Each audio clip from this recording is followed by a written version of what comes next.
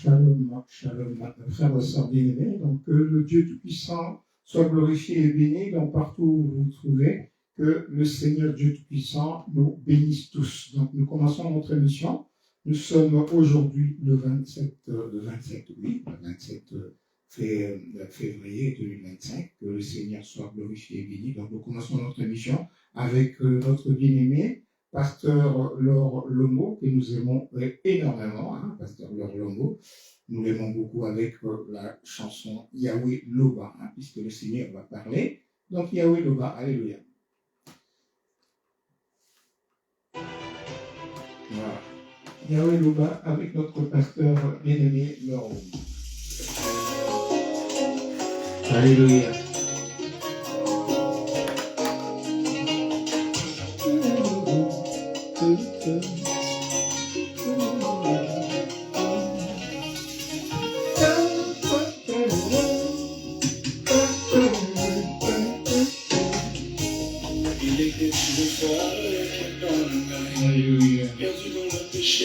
Que le Seigneur Yeshua soit glorifié et béni. Voilà.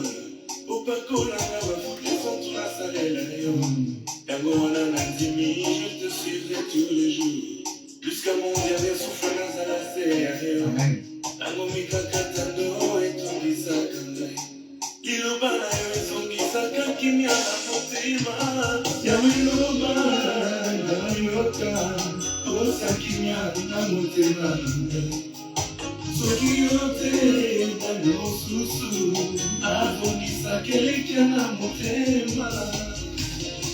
Soki yote nani mosusu azongisaka elikia na motema.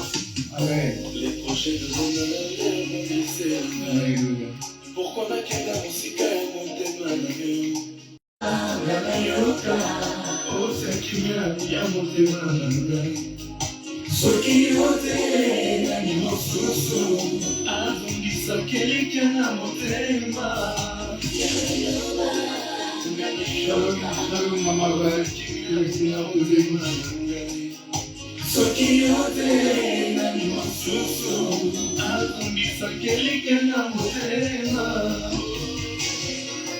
Dans leur détresse, ils crièrent à l'Éternel, et il les délivra de leurs angoisses. Il envoya sa parole et sa parole les guérit. Ainsi, il les fit échapper de la force. Merci.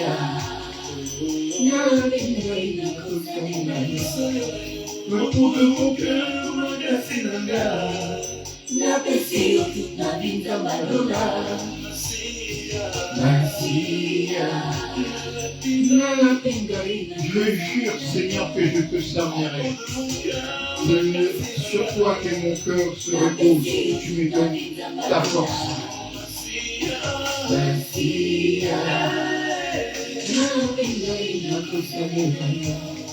Au bout de mon cœur, magasinanga. Napesi toute ma vie dans ma douleur.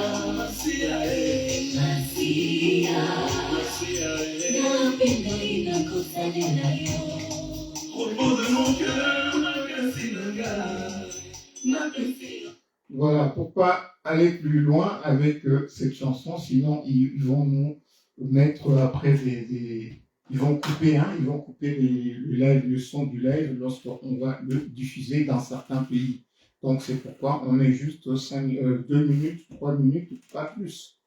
Donc 3 secondes ou 10 secondes, je sais pas.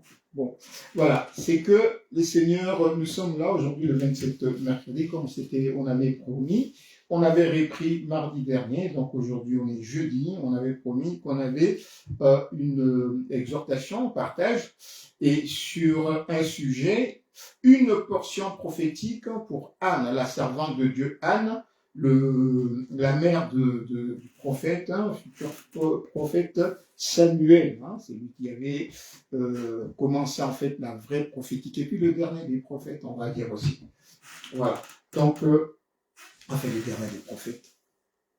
C'est lui qui a intronisé Saül, et puis le roi David.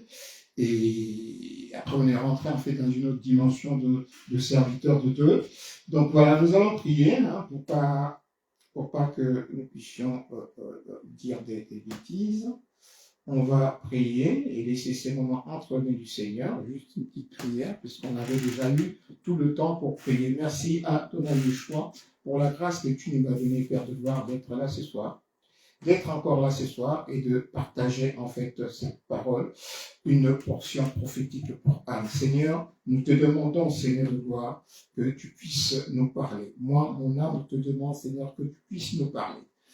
Tous ceux qui viennent en fait nous suivre, qui viennent suivre ce live, ils te demandent le plus profond d'eux, ils te demandent juste en fait de nous parler. Parlez-nous, Seigneur. Tu dis, Seigneur de gloire, l'homme ne vit pas de pain, mais seulement de toute parole qui sort de la bouche de Dieu. C'est ta parole qui nous fait naître de Dieu de nouveau, c'est ta parole qui nous nourrit, et c'est ta parole avec laquelle tu as créé toutes choses. C'est selon ta parole que nous vivons, et nous voulons obéir à ta parole, Seigneur. C'est pourquoi nous voulons que ce soir, moi je te demande, Seigneur de gloire, que tu ouvres, Seigneur de gloire, mon esprit pour recevoir ta parole. Que mon âme soit nourrie, Père de gloire, par ta parole, au nom de Yeshua. Seigneur, depuis mardi dernier, tout ce que nous avons fait jeudi, mercredi et aujourd'hui, Père, nous te demandons, Père de gloire, pardonnez-nous, partout, dans quelque endroit, quelques fautes que nous avions faites, et qui a attristé ton Saint-Esprit, pardonne-nous, que ton sang passe, Père de gloire, et nous purifie, Papa, au nom de Yeshua, afin que le malin ne trouve pas accès. Nous avons péché peut-être par pensée, peut-être qu'il y avait une mauvaise parole, peut-être qu'il y avait une attitude, un regard. Seigneur, pardonne-nous au nom de Yeshua. Merci pour cette grâce et nous laissons ce moment entre tes mains, Père. Ceux qui vont nous suivre en direct, bénis-le, et ceux qui vont nous suivre aussi en différé, Seigneur, je te demande au nom de Yeshua, par l'autorité que tu m'as conférée, au travers de ces moments, en tant qu'enfant de Dieu, en tant que serviteur de Dieu, je bénis tous ceux qui vont nous suivre. Seigneur, de voir que ton onction, que ta présence, ton esprit soit avec nous, pour nous conduire dans cette méditation. Ouvre-nous, Père de gloire, à la compréhension de cette parole que nous avons dire que tu vas nous dire. Et c'est la parole, en fait, notre partage va tourner autour de 1 Samuel chapitre 1 et puis chapitre 2 du verset 1 à 16. Voilà. Notre partage va s'articuler là-dessus. Mais pour introduire notre partage, nous allons lire Deutéronome 31. Shalom, maman vase d'honneur, ma sœur vase d'honneur, que le Seigneur te bénisse.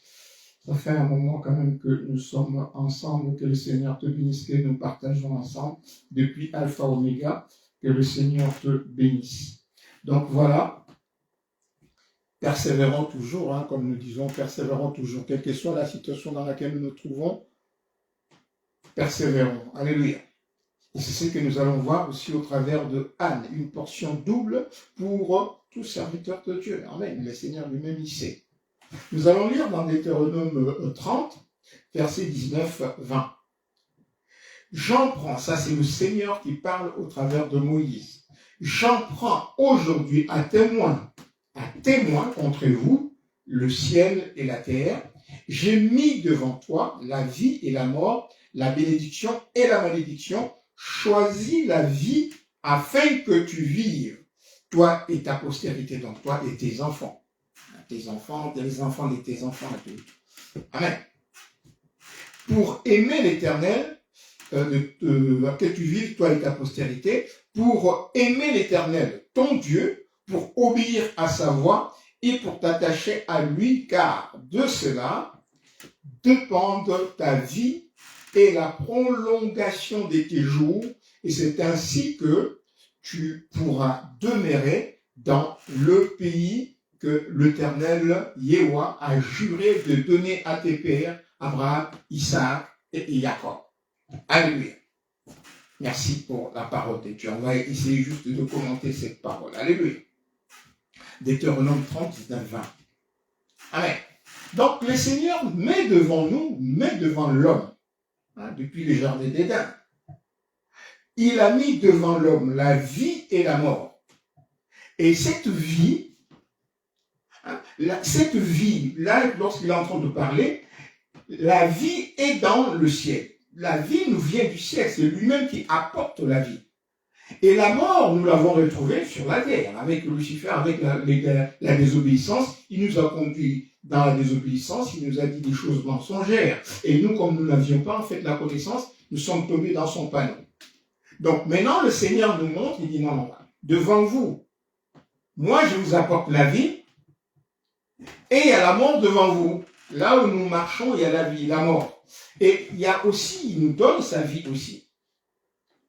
Mais il nous dit la malédiction et la bénédiction. La bénédiction vient avec la vie que lui, il nous apporte. La bénédiction, plutôt, vient avec la vie que lui, il nous apporte. Et la malédiction, vient dans le péché, la désobéissance. Alléluia. Mais nous savons que la vie, c'est lui. Ça vient de lui. C'est lui qui nous donne la vie. L'homme ne vit pas de pain, mais de toute parole qui sort de la bouche de Dieu. Alléluia. Donc, c'est lui qui nous apporte cette vie. Et il nous dit, choisis la vie. Quelle vie? Celle que nous vivons aujourd'hui là, celle que nous partageons avec les autres, nous courons du matin jusqu'au soir et tout pour... non, la vie que lui donne. Donc, nous choisissons la vie.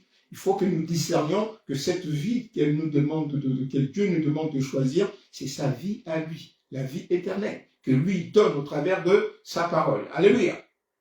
Donc, choisis la vie, celle qui vient du ciel, celle qui vient de Dieu, celle que Dieu donne, afin que tu vives. Donc, sa vie nous donne la vie. Amen. Afin que tu vives, toi et ta femme, c'est-à-dire toi et ta descendance. Donc, toi et toute l'humanité derrière toi. Alléluia, puisque notre descendance, les gens, ils ne sont pas en train de comprendre. Lorsqu'on parle de race, ils ne comprennent pas que nous sommes une seule race. Et celle de l'humanité. Nous sommes de la race de Dieu, créés à l'image de Dieu, tous les hommes. Qu'ils soient jaunes, qu'ils soient rouges, qu'ils soient... Non, avant, il n'y avait pas de différence de peau. Nous sommes une seule race, l'humanité, l'homme créé à l'image de Dieu. Alléluia. Donc, autant les frères qui parlent arabe, ils sont mes frères, qui parlent chinois, ils sont mes frères, qui parlent japonais, qui parlent patois, qui parlent, je sais pas quelle langue, qui parlent français, anglais, tout, qui parlent créole de l'autre côté, tout papouasie. Nous sommes tous frères. C'est pourquoi, peut-être on verra que c'est un peu banal, c'est pourquoi un homme d'une race va épouser une femme d'une autre race, ils auront des enfants. Aujourd'hui, on appelle ces enfants-là métis, on appelle moulâtres, mais c'est des hommes. Ce ne sont pas des sous-hommes ou des surhommes, non, c'est des hommes. Amen. C'est des hommes qui vont aussi, ce n'est pas des animaux, ce n'est pas des lions, mais c'est des hommes, parce que nous avons les mêmes gènes. Nous avons le même gène, nous avons les mêmes chromosomes, nous pouvons nous associer. Alors qu'un homme ne peut pas s'accoupler avec un animal, c'est une abomination. Et même si ça couple, ça risque de produire en fait un monstre. Ou même des fois, ça ne va pas se faire. Parce que le gène, les chromosomes ne vont pas s'associer, ne vont pas se recevoir. Amen. Ils ne vont pas se recevoir. Donc, choisis la vie, celle que Dieu donne, afin que tu vives. Choisis la vie de Dieu afin que tu vives. Parce que si tu choisis la mort ou la malédiction, tu vas mourir. Mais seule la vie vient de Dieu. C'est Dieu seul qui donne la vie. Amen. Et avec la vie, le Seigneur te donne aussi une existence. Parce qu'il y a des gens qui confondent la vie et l'existence. Existence, c'est être quelque part. Parce que lorsque nous sommes nés, moi, le jour où je suis né, donc le Seigneur m'a fait exister sur la terre. Donc, il m'a fait naître quelque part sur la terre. Là, j'existe sur la terre. Mais la vie, elle traverse ma personne, elle traverse le temps. C'est la vie. Donc, Dieu m'a créé pour la vie éternelle. Vous voyez que lorsqu'il y avait Adam et Ève en Éden, le Seigneur dit que voilà, moi, j'étais dans Adam. Donc, je vivais déjà dans Adam. C'est pourquoi, lorsque Adam pêche, la malédiction nous touche parce que la vie est éternelle. C'est en Dieu. Donc, lorsque Adam était en Éden, dans le jardin avec Ève, nous étions en lui. C'est pourquoi, lorsque Adam a péché, C'est ça la vie. Nous étions là-dedans. C'est Dieu qui a créé cette vie et cette vie est créée pour l'éternité. Amen. Maintenant, le fait d'exister dans cette temporalité, voilà, nous sommes dans cette temporalité et nous existons chacun dans son temps, dans son époque, il arrive, il fait ce qu'il doit faire et puis il rentre dans l'éternité. C'est pourquoi il nous est demandé de travailler lorsque nous sommes là sur la terre, recevons le Seigneur Yeshua et après nous rentrons dans notre éternité. C'est pourquoi il dit, choisis la vie afin que tu vives, on va voir, afin que tu vives, car de cela dépendent ta vie et la prolongation de tes jours. La prolongation des jours, c'est pas dans la temporalité. Lorsqu'on parle ici de la prolongation de tes jours, c'est l'éternité. Quand tu rentres maintenant dans l'éternité, alléluia, quand tu rentres dans l'éternité, tu prolonges véritablement tes jours. Amen. Si tu vis sur la terre, ici même 120 ans, même 60 ans, même 40 ans, même 200 ans, mais tu vis temporellement. Parce que tu vas toujours mourir dans ta chair, il y aura cessation de vie sur la terre, d'existence. Amen. Et tu rentreras dans une autre forme d'existence, dans une autre existence, sous une autre forme. Tu vois, on va quitter ce corps, on va avoir en fait un corps éternel pour exister, pour vivre maintenant éternellement. Alléluia. Parce que le Seigneur nous avait donné, nous avions perdu cette capacité de prendre un corps comme nous voulons pour aller vivre dans n'importe quelle planète. Donc, pour exister quelque part, nous prenons une forme de corps et nous allons dans un espace ou dans une planète où nous pourrions vivre avec ces corps et ces corps qui répondent aux exigences de cette planète. Amen. Par exemple, à Mars, à Neptune, à Saturne, on peut aller vivre là-dedans. On pouvait. Mais là, avec Yeshua, lorsqu'il va revenir, là, on pourrait vivre partout où nous voulons au nom de Yeshua. Donc, choisis la vie afin que tu vives, mais choisis quelle vie? Celle que Dieu donne. Alléluia. Celle que Dieu donne afin que tu vives, toi et ta famille. Amen. Toi et ta famille. Amen. Et le but, en fait, ça consiste, donc, quand tu vas vivre, choisis la vie afin que tu vives. Et dans cette vie, dans cette existence, qu'est-ce que tu as comme mission? 1. Aimer l'Éternel ton Dieu. Alléluia. Aimer l'Éternel ton Dieu. Donc nous prenons les 2 premiers commandements, les 2 plus grands commandements. Aimer le Seigneur ton Dieu de tout ton cœur, de toute ta foi, de toute ta force, de toute ta foi, et aimer ton prochain comme toi-même. Donc, le Seigneur te demande de choisir la vie. Et dans cette vie, tu as pour but la mission. Tu choisis la vie pour que dans cette vie, tu puisses aimer. Donc, c'est la vie de Dieu. Donc, c'est la vie de Dieu qui fait que tu puisses aimer. C'est ça la vie de Dieu que Dieu nous transmet. Nous puissions aimer Dieu puisque nous sommes un même corps. Il nous a créés à son image. Il nous aime, il nous a créés comme lui. Et dans cet amour, nous sommes semblables à lui. Nous sommes son épouse. Et en l'aimant, nous avons pour mission, pour but, de l'aimer. Amen. De l'aimer, Yahweh, notre Dieu. Amen. Deuxième point, de lui obéir. Nous lisons tout ça dans le verset 20. Pour aimer l'Éternel, ton Dieu, pour obéir à sa voix. Donc, lorsqu'on parle de la voix, c'est la parole. Amen. Il dit une chose, nous obéissons. Alors, maintenant, comme c'est la voix de Dieu, donc nous devons être attentifs. Alors, pour être attentif, pour que lorsque quelqu'un parle, que tu puisses comprendre ce que la personne dit, il faut l'écouter souvent. Amen. Il faut avoir l'habitude de l'écouter. Il faut avoir étudié en fait sa parole pour que lorsque la personne parle, tu puisses comprendre en fait ce qu'il dit ou ce qu'elle dit. Amen. Lorsqu'on a l'habitude comme on a dit, lorsqu'on a l'exercice de la parole de Dieu, lorsqu'on prend le temps de méditer la parole de Dieu, lorsqu'on passe le temps, beaucoup plus de temps à méditer la parole de Dieu, lorsque le Seigneur nous parle au travers d'une autre personne, ou même lorsque nous lisons quelque chose que quelqu'un a écrit, ou une exhortation, un truc comme ça, ou une prédication, nous comprenons si cette personne, ce que la personne dit est dans la voie du Seigneur ou pas, parce que nous sommes enseignés de Dieu. Amen. C'est pourquoi, des fois, lorsque tu écoutes des gens, il y a quelqu'un qui est en train de prêcher, Et il écoute après, Amen, Amen. Mais lorsque tu vas suivre de près, c'est que la personne est en train de dire Amen, il y a les autres qui sont en train de dire Amen, ils sont en train de dire Amen sur un truc qui ne tient même pas, qui n'est pas évangélique.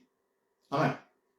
On va dire par exemple, un frère est en train de dire que là, celui-là, c'est mon père spirituel. L'autre dit Amen. Alors que les Écritures, le Seigneur dit, par exemple, là, je donne un exemple, hein, le Seigneur dit, par exemple, n'appelez personne votre père spirituel, vous n'avez que pour père spirituel Dieu. Vous voyez que les gens qui disent Amen, ils sont ignorants, ils ne connaissent pas la parole de Dieu, puisque s'ils connaissaient la parole de Dieu, ils n'allaient pas dire Amen. Amen. Oh, il faut que vous éleviez en fait un autel, hein, les réclamations des ancêtres. Il faut que vous élevez un autel, le prophète vient. Il faut que vous élevez un autel. Amen. Je reçois.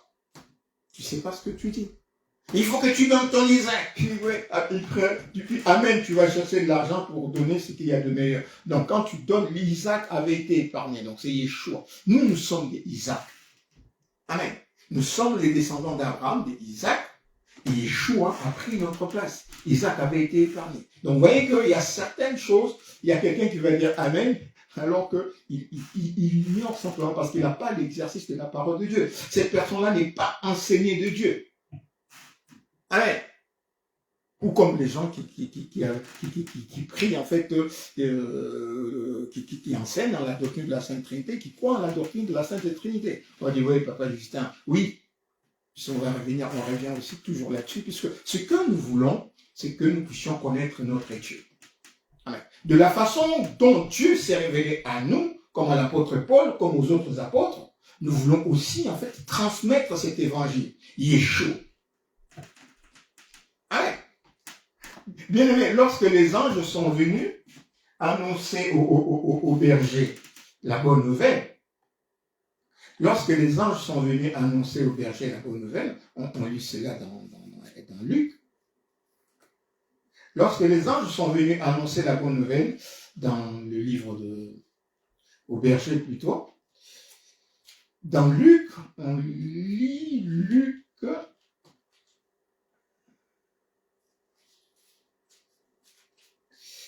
2, je crois. Amen. Luc 2, à partir du verset 8. Il y avait dans cette même contrée de bergers qui passaient dans le champ le veille de la nuit pour garder leurs troupeaux. Et voici un ange du Seigneur leur apparut et la gloire du Seigneur resplendit tout autour d'eux. Ils furent saisis d'une grande frayeur. Mais l'ange leur dit, ne craignez point, car je vous annonce une bonne nouvelle. Donc je vous annonce l'évangile. Une bonne nouvelle. Qui sera, donc cette bonne nouvelle sera pour tous les peuples, donc pour tout le peuple de l'univers, pour tout le peuple, les sujets d'une grande joie. C'est que, donc la bonne nouvelle, c'est que, aujourd'hui, donc l'évangile, c'est que, aujourd'hui, dans la vie de David, il vous est né un sauveur, qui est Ameshia, le Seigneur. Alléluia. Donc la bonne nouvelle, c'est lui, Yeshua. Et nous avons vu dans Ésaïe 9.5, 9.6, il nous est né, un enfant nous est né, un fils nous est donné. On l'appellera Admirable, El Shaddai, Père éternel, Prince de paix, Roi de paix. Donc c'est Yeshua, c'est ce fils qui est né. Donc là, ce fils-là est rentré dans l'univers. Donc la bonne nouvelle, c'est que lui, Dieu qui avait promis à Abraham qu'il viendra lui-même, il est venu. Donc la bonne nouvelle de l'humanité, c'est lui. C'est lui la descendance en fait de l'épouse, le premier-né. Alléluia, c'est lui. Donc ça, c'est la bonne nouvelle que Dieu avait promise à Ève, lorsqu'il parlait au serpent, lorsqu'il annonçait au serpent la sentence de sa condamnation. La descendance de la femme écrasera quelle femme? La vierge d'Israël. Ève n'était plus vierge, mais c'est Myriam, Israël, Jacob, on va travailler pour une femme symbolique de tout le travail que les enfants d'Israël va faire. Et même nous aussi, là, aujourd'hui, là, nous sommes en train de travailler pour l'épouse. Alléluia. Nous sommes en train de travailler pour l'épouse. L'épouse de Yeshua, que Yeshua va venir chercher bientôt. Donc, c'est que, la bonne nouvelle, c'est que, aujourd'hui, dans la vie de David, il vous est né le sauveur. Un sauveur le Sauveur, qui est le Christ, le Seigneur. Alléluia. Et il donne aux bergers le signe par lequel plutôt ils vont reconnaître cet enfant. Ils sont allés, l'enfant était emmailloté dans du linge, il est couché dans une crèche. Voilà. Donc la bonne nouvelle qu'attend l'humanité et qu'attendait en fait le Samaritain, c'est la femme samaritaine qui nous révèle cela dans sa conversation avec le Seigneur. Il dit, lorsqu'il va venir, le Christ, lui, lorsqu'il va venir, il lui dira toutes choses. Ils attendaient, les Samaritains attendaient Yeshua, attendaient Améchia. Et lorsque le Seigneur s'est présenté, il est allé raconter partout et toute la ville de Sichar était sauvée. Donc la bonne nouvelle, c'est Yeshua. Amen. Et nous voulons que tous puissent connaître Yeshua. Le Seigneur dit que tous soient sauvés, que personne ne puisse être privé de la grâce. Alléluia. Donc, de lui obéir, et pour s'attacher à lui, uniquement à lui. C'est-à-dire s'attacher au Seigneur, c'est comme une épouse s'attache à son ami ou à son amant, à son mari, ou un époux s'attache à son épouse. Ils deviennent un. Le Seigneur dit quelque part au commencement, il dit, c'est pourquoi l'homme quittera son père et sa mère et s'attachera à sa femme, et les deux deviendront un. Donc, Dieu, le Tout-Puissant qui est l'époux, notre époux, il a quitté son trône, il est venu lui-même, il a payé de sa chair, de son sang, la dot, il a payé la dot pour récupérer son épouse. Alléluia. Et il nous a récupérés. Donc, l'homme, le Dieu Tout-Puissant, il a quitté son trône. Lui qui n'a ni père ni mère, mais il a quitté quand même son royaume, il est venu et il nous a pris son épouse, il a récupéré son épouse, il a payé la rançon, et bientôt il va venir nous prendre pour rentrer dans les noces de l'agneau. Donc l'agneau avec son épouse. On parle de ça dans Apocalypse 21. Amen, on parle de ça. Donc, aimer Yahweh, ton Dieu, de tout ton cœur, de toute ta force, le premier commandement et le deuxième. Après, lui obéir à sa voix, donc à sa voix et à sa parole. Donc, être attentif à la parole de Dieu. Pour avoir une oreille exercée, il faut naître de l'esprit. Et c'est la nouvelle naissance, mort avec lui, ressuscité avec lui, son esprit vient, il nous cachait, il nous scelle, nous sommes ses enfants. C'est en ce moment-là que nous pourrons vraiment, véritablement nous attacher à Yeshua. Alléluia. C'est en ce moment-là que nous pourrons vraiment nous attacher à Yeshua et que Yeshua pourra rentrer en nous et faire ses œuvres au travers de nous. C'est ce qu'il avait donné à Nicodème. Personne ne peut faire les œuvres de Dieu s'il n'est né d'eau et d'esprit. Donc pour que nous puissions faire l'œuvre de Dieu, il faut que nous puissions tout abandonner et nous attacher à lui pour obéir à sa parole. Et l'obéissance, nous la faisons comment? Par la foi. Amen. Vous voyez que toutes ces démarches-là, c'est par la foi. Là, dans ces démarches-là, le Seigneur ne nous dit pas que voilà, il faut rajouter un truc, que la foi ne suffit pas. Non. Obéir à sa parole, c'est la foi seule suffit. Le Seigneur n'a pas besoin en tant que lui-même. Ce que nous faisons, c'est pour nous. Lorsque nous faisons, je vais aller travailler et tout, il me faut avoir quand même un diplôme, aller faire des études. Là, c'est pour nous, c'est pour notre existence, c'est pour la temporalité. Parce que tout ce que nous allons amasser avec notre intelligence charnelle, temporelle, avec notre philosophie, avec nos pensées personnelles, nous allons le laisser sur la terre. Personne ne va emporter sa voiture, personne ne va emporter son diplôme, personne ne va emporter... D'ailleurs, même deux fois, en fait, nos diplômes pâlissent devant la sagesse de Dieu. Hein? Nos diplômes, de foi, en fait, ne servent à rien devant la sagesse de Dieu. Et nous voyons, comme nous disons souvent, l'apôtre Paul, un érudit qui avait fait la théologie, qui avait fait l'icône, mais lorsqu'il a reçu la révélation de Yeshua, toutes ces choses, amen, il dit lui-même qu'il a regardé toutes ces choses comme de l'amour. Amen. C'est ainsi que tu pourras demeurer éternellement. Autrement, c'est aussi ainsi que tu seras enlevé au jour où le Seigneur viendra pour être avec lui éternellement. Alléluia. Alléluia. Donc, il s'agit donc de faire la volonté de Dieu par la foi. Uniquement par la foi. Premier et deuxième commandement, obéir au Seigneur, à sa parole, par la foi, sans laquelle on ne peut être agréable à Dieu. Amen. On ne peut être agréable à Dieu. Amen. Bon, souvent on parle de la sanctification. On parle de la sanctification. Alors, la sanctification, en tant que telle, c'est quoi en fait la sanctification? Le Seigneur dit quelque part, sanctifie-les par ta parole, car ta parole est vérité.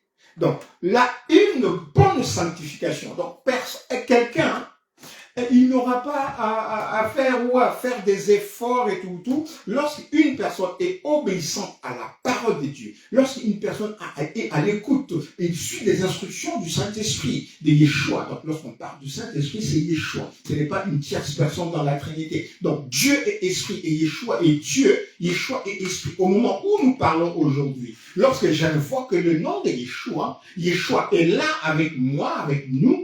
Chacun, toute personne qui est née de Dieu, Yeshua est avec lui, en lui, Emmanuel, Dieu avec nous. Donc, Emmanuel, c'est Dieu lui-même avec nous. Donc, Dieu, le créateur de toutes choses, est avec nous. Pourquoi? Parce que lui, il nous avait créé à son image, et notre corps est le temple du Saint-Esprit, et le temple de Dieu, et le temple de Yeshua.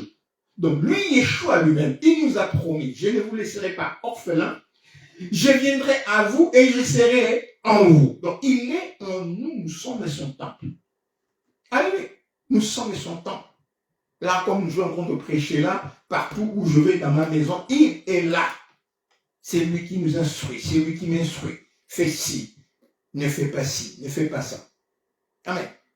Donc, si je suis vraiment obéissant, j'écoute la parole de Dieu, j'obéis à la parole de Dieu, le fait que j'obéis, ça me sanctifie. C'est-à-dire, si Dieu me dit de ne pas faire, je ne fais pas. Il y a, par exemple, un cas d'adultère. Je vois, le Seigneur, le Saint-Esprit me rappelle sa parole dans ma conscience, il me rappelle sa parole dans mon esprit, il me rappelle sa parole dans ma mémoire. Donc, c'est Dieu qui est en train de me parler. Comme j'écoute déjà la parole de Dieu, comme je connais la parole de Dieu, cette parole me revient, je dis, ah, le Seigneur me parle, fais attention, n'y va pas. On t'invite quelque part, le Saint-Esprit te dit, n'y va pas. Donc, quand tu obéis, donc maintenant, ça te prévient des choses. C'est-à-dire, les choses qui sont là-bas, que si tu vas, par exemple, tu vas forcément tomber, comme tu n'y vas pas, tu es en train de te sanctifier. C'est-à-dire que tu demeures dans la sainteté. Tu demeures sans tâche. Pourquoi? Parce que tu obéis à la parole de Dieu, et la parole de Dieu te sanctifie. C'est-à-dire, la parole de Dieu te garde. Mais pour que la parole de Dieu te garde, il faut y obéir. C'est pourquoi il faut méditer la parole de Dieu. Et cette parole, c'est Yeshua. Cette parole qui te garde, c'est lui qui est là en nous et qui te garde, qui te parle. Maintenant, tu obéis. Et quand tu obéis, tu te mets dans la sanctification. C'est-à-dire que tu ne pêches pas. Si tu ne pêches pas, c'est que tu es saint. Amen. Amen. Donc, une personne, c'est pourquoi il y a deux fois on dit une personne, même nous-mêmes, hein, même moi-même, je dis au départ, quand tu entres dans le Seigneur, tu acceptes le Seigneur, tu rentres dans un processus. Et dans ces processus, il y a des choses que tu faisais et qui commencent à tomber. Ça ne tombe pas en fait d'un coup. Ça commence à tomber au fur et à mesure. Amen. Ça commence à tomber au fur et à mesure et le Seigneur te donne en fait des principes, des règles, des positions, des dispositions, des attitudes que tu dois respecter pour que tu puisses pas, par exemple, tomber. Par exemple, si tu étais adultère, par exemple, il y a une ancienne copine qui te dit, eh bien, tu me manques et tout, machin, viens, et tout, on va prendre. Tu n'y vas pas. Tu n'y vas pas simplement. Parce que si tu y vas, dis oui, mais c'est une personne que je connaissais et tout, machin, c'est que n'y va pas parce que tu ne sais pas la force du démon qui va utiliser. La chair est faible, comme on dit. Donc tu n'y vas pas. Amen. Oui, je vais juste goûter, tu goûtes et puis tu tombes dedans. Amen. Parce que chaque fois que nous sommes dans les processus de sanctification en Yeshua, nous devons demeurer dans la sanctification. Quand nous allons quelque part, que nous tombons, l'Esprit de Dieu s'écarte un moment. Amen. L'Esprit de Dieu s'écarte. C'est quoi l'apôtre? Le psalmiste disait au Seigneur David, ne me retire pas ton Esprit Saint.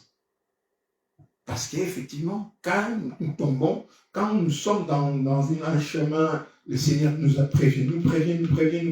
Parce que quand tu tombes, c'est que le diable est rentré. Il y a une porte qui est ouverte, il est rentré. C'est lui qui t'a poussé. Pour tomber.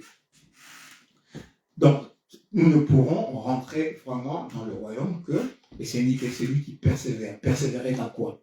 Dans l'obéissance. Persévérer dans la foi. Persévérer dans cette attitude de rester loin du péché. Amen. Rester loin du péché ne veut pas dire rester loin de gens. Amen. À moins qu'il y ait quelque chose, mais rester loin du péché ne veut pas dire rester loin des gens. Donc, obéir par la foi à sa parole et devenir un avec lui. Et seule la foi nous donne d'être agréable à Dieu. Et c'est là la nouvelle naissance. Amen. Donc, voilà ce que nous pouvons dire pour nous exhorter à introduire notre exhortation dans Deutéronome 30, 19, 20. Que le Seigneur soit glorifié et béni. Maintenant, nous rentrons en fait dans notre partage proprement dit, une portion prophétique pour Anne, servante pour la servante de Dieu Anne. Dans 1 Samuel 1, 2, 1, chapitre 1, et puis on va lire tout le chapitre 1, et puis chapitre 2, de 1 à 16. Alléluia. Donc, nous allons voir à peu près que dans les épreuves de Anne, Dieu aussi a fait pareil. En fait, Anne aussi a fait pareil dans son épreuve. Il a fait pareil. Elle a fait pareil. Amen. Donc, elle a choisi la vie. Malgré les difficultés, elle a choisi d'obéir à Dieu. Elle a choisi d'aller voir, comme on avait vu avant-hier, comme on avait vu Nicodème. Elle a choisi de s'attacher au Seigneur. Amen. S'il y a plusieurs personnes, lorsqu'ils voient il y a quelque chose qui ne va pas et tout, au lieu d'aller vers le Seigneur, ils vont ailleurs. L'apôtre Paul, il avait vu, puisque l'apôtre Paul était un contemporain de Nicodème. Amen. L'apôtre Paul, c'était un contemporain de Nicodème. Lorsque le Seigneur entend de faire ses miracles, l'apôtre Paul était aussi de l'autre côté. Il avait entendu.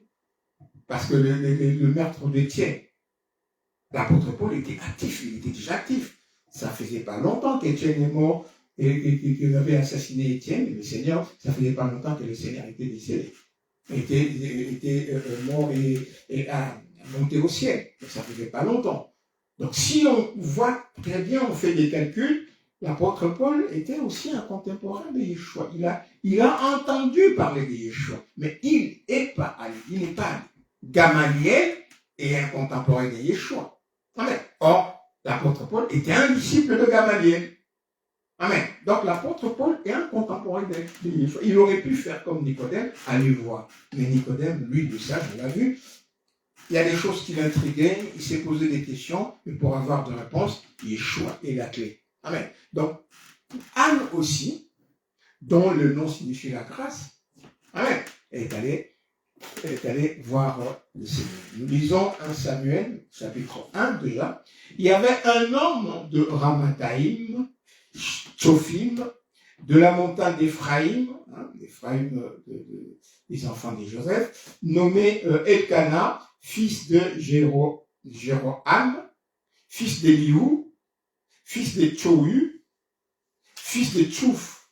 Ils étaient des Éphratiens, des gens d'Éphraïm, Éphratiens. Il avait deux femmes, dont l'une, la première, s'appelait Anne, et l'autre, la deuxième, s'appelait Pénina. Et Pénina avait deux enfants, mais Anne n'en avait pas.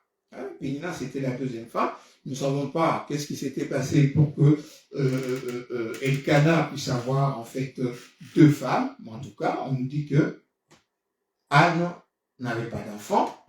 C'est peut-être pourquoi Pénina, Elkana avait pris légalement, comme ça se faisait en Israël, une deuxième femme qui pouvait lui donner en fait deux enfants. Et ils ont eu plusieurs enfants avec Pénina. Pénina avait deux enfants, mais Anne n'en avait pas. Donc chaque année, cet homme Elkana, dont le nom signifie Dieu a acquis, Dieu a acheté, hein, on acquiert par la foi, hein, on acquiert par Dieu en tout cas acquiert des choses par la foi. Dieu nous prend par la foi, donc notre foi. Si Dieu a acheté ou Dieu a acquis Elkana, le cœur d'Elkana, c'est par rapport à la foi d'Elkana. Donc Elkana s'est attaché à Dieu. Alléluia. Elkana s'est attaché à Dieu. Et Anne, c'est une grâce. Et Pénina, son nom, signifie tisserande. Donc, comme Tabitha et Tis. Hein, elle faisait des habits. En fait, c'était son nom. C'est pas qu'elle faisait des habits, elle cousait, mais c'était son nom, tisserande. Donc, elle était tisserande. Dans son nom. Amen. Donc, pour chaque année, cet homme montait de sa ville à Silo, là où il y avait la maison de l'Éternel, pour se prosterner devant Yahweh, donc l'Éternel des armées, et pour lui offrir de sacrifices. Là se trouvaient les deux fils d'Élie, Ophni plutôt, et Phiné, sacrificateur de l'Éternel. Donc, le sacrificateur Élie avait deux fils. Amen. Ophni et Phiné. Et les deux enfants du sacrificateur Élie, ils faisaient des trucs, voilà. Et le Seigneur les avait rejetés. Et Élie et ses enfants, ils étaient écartés. Ils devaient être écartés. Nous soulignons cela. Ils devaient être écartés. Et nous allons comprendre pourquoi Anne n'enfantait pas. Ouais. Parce que deux fois, il nous arrive des trucs. On est en train de voir l'épreuve de Anne, l'épreuve de tous ces gens-là. On est en train de voir leurs épreuves. Parce que deux fois, nous voulons des miracles. C'est pourquoi beaucoup de personnes sont en train de se faire avoir, de se laisser tromper par des faux prophètes. Ils courent derrière les miracles. Ils courent derrière le truc. Une fois, moi, je suis rentré dans un live. Et j'ai croisé, il y avait une prophétesse. Une prophétesse qui était en train de parler, prêcher, tout. Et quand il a vu mon nom, elle a dit un truc. Là, j'ai vu ceci. Elle a vu des trucs, mais tout ce qu'elle m'a dit, c'était bidon. Tout ce qu'elle m'a dit, c'était bidon. Je ne peux pas lui dire, hein, non. On ne touche pas au rôle de Dieu. Je laisse faire son travail. Elle-même devant Dieu. Tout ce qu'elle m'a dit, bidon. Bon, je lui dis, je ne me retrouve pas. J'ai écouté. Elle a dit, dans ma tête, je dis, bon, sans effet, c'est rien de tout ce qu'elle avait dit, il n'y a rien qui était truc. Amen. Des fois, il te demande même, il dit, mais confirme ce que je dis. Mais si c'est pas ça, je ne confirme pas. Amen. Donc, pour ne pas se laisser avoir, quand le Seigneur dit que personne n'efface de vous la proie de sa philosophie, il faut méditer la parole de Dieu. Il faut rentrer dans des partages comme ceux-là, comme celui-là, et vous poser des questions de foi. Moi, je ne sais pas en fait ce que Facebook est en train de faire ces derniers temps. Il me semble que ils ont enlevé en fait certaines fonctions. Donc du coup, on ne voit plus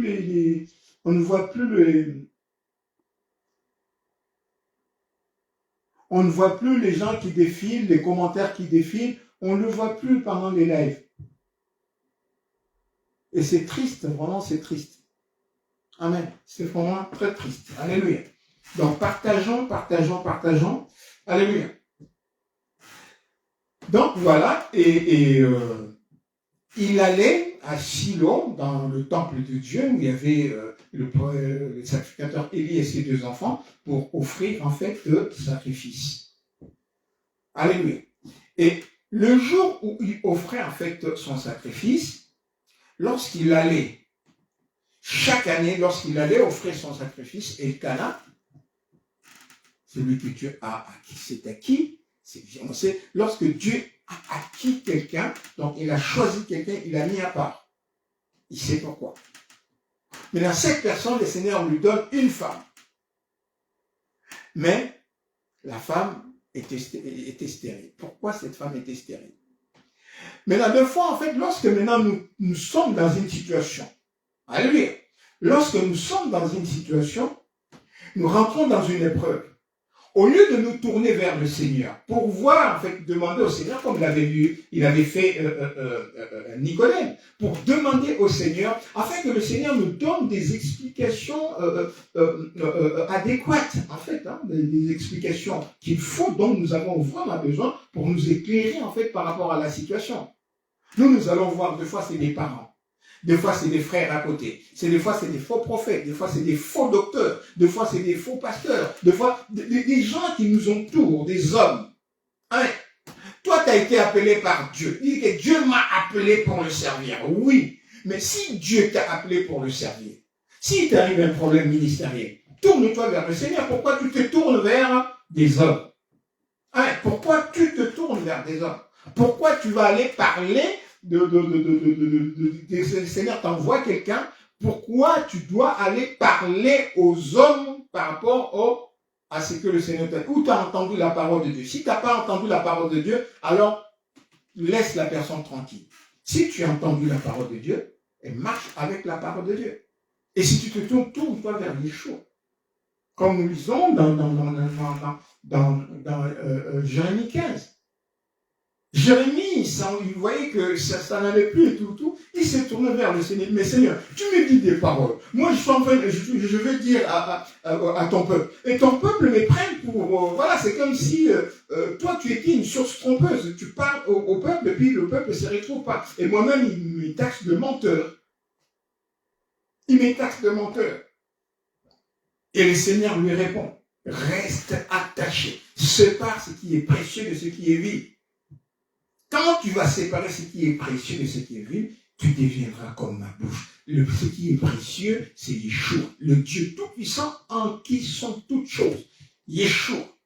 Hein? Jérémie 15, à partir du verset 19. Si tu sépares ce qui est précieux de ce qui est vil, tu deviendras comme ma bouche. C'est-à-dire que quand tu parleras, c'est moi. C'est-à-dire que tout ce que tu entendras de moi, c'est ce que tu diras. Tu ne diras pas autre chose. Pourquoi? Parce que tu as séparé le monde. Si tu sépares le monde de Yeshua et que toi tu es dans Yeshua, tu ne pourras plus entendre les paroles du monde. Tu ne pourras plus entendre les oracles et les fausses oracles du monde. Tu ne pourras plus les entendre. Amen. Tu entendras que la parole de Dieu. Et lorsque tu entendras la parole de Dieu, tout ce que tu diras, c'est la parole de Dieu. Donc tu deviendras comme la bouche de Dieu. Ce n'est pas de devenir comme la bouche de Dieu dans le sens où Dieu était une personne et ta bouche, toi, tu seras ta bouche. Non. C'est-à-dire que toutes les paroles que tu diras, parce que tu es attaché à Yeshua, toutes les paroles que tu diras ne seront que la parole de Dieu, parce que tu ne diras que ce que tu vas entendre. Alléluia. C'est pourquoi il s'est dit que tu deviendras comme ma bouche. Et là, ils te feront la guerre, mais ils ne te vaincront pas. Pourquoi? Parce que moi-même, je serai en toi, je serai avec toi. Parce que quand Yeshua est en nous, même quand tu traverses des épreuves, t'inquiète pas. Mais il faut que tu saches que tu es en Yeshua. Donc il faut que tu aies cette conviction de foi. Il faut que dans ta foi, tu saches réellement que je suis en lui. Et que le Seigneur, le Saint-Esprit Yeshua, t'atteste que tu es en moi. Alléluia. Que tu le vives, que tu le sentes. Amen. Et les gens tout autour, lorsqu'ils feront des trucs, même pour t'évincer, pour te faire tomber, pour te détruire, même pour te tuer, ils n'arriveront pas. Pourquoi? Parce que tu es enraciné en Yeshua. Amen. Cette maison qui est bâtie, donc la maison de ta foi, qui est bâtie sur le roc. Les tempêtes de toutes sortes vont souffler. Tu ne tomberas pas parce que tu es bâti sur le roc. Amen. Et les gens te diront, ah, toi, il y a un esprit macassien. Hein? Oui. Ils peuvent pavaner comme ils veulent faire des chutes libres, tout machin, aller voir, rentrer dans leur loge, on a de trucs, aller voir des faux prophètes, des faux docteurs, de trucs, mais tu seras assis sur le roc. Personne ne pourra te vaincre. Personne ne pourra te vaincre. Et le Saint-Esprit en toi t'attestera jour et nuit que tu es en moi, que tu es mon fils, que tu es ma part. Alléluia. Donc, quand il allait, Elkana, il offrait son sacrifice tous les ans. Il donnait des portions à Pénina. Donc, il donnait une portion à Pénina, sa femme, et à tous les enfants, chacun une portion. Amen. Mais, il donnait à Anne une double portion. Amen. Donc, à toutes les autres femmes, il donnait une portion à la femme Pénina, et puis il donnait une portion à tous les enfants. Mais à Anne, il lui donnait une portion pour Anne, et puis il lui donnait une deuxième portion. Et c'est ça que j'appelle, moi, une portion prophétique. Donc, il donnait à Anne sa portion, et puis une portion de la part de Dieu. Et la Bible dit, il souligne pourquoi? Parce qu'il aimait Pénina. Et il aimait Pénina plus parce que le Seigneur, il a dit même, parce que le Seigneur lui avait privé de maternité. Amen. Donc, si on voit, Pénina n'était pas stérile. Pénina avait un enfant. Pénina devait enfanter. Elle avait un enfant à enfanter. Mais cet enfant était la part de Dieu.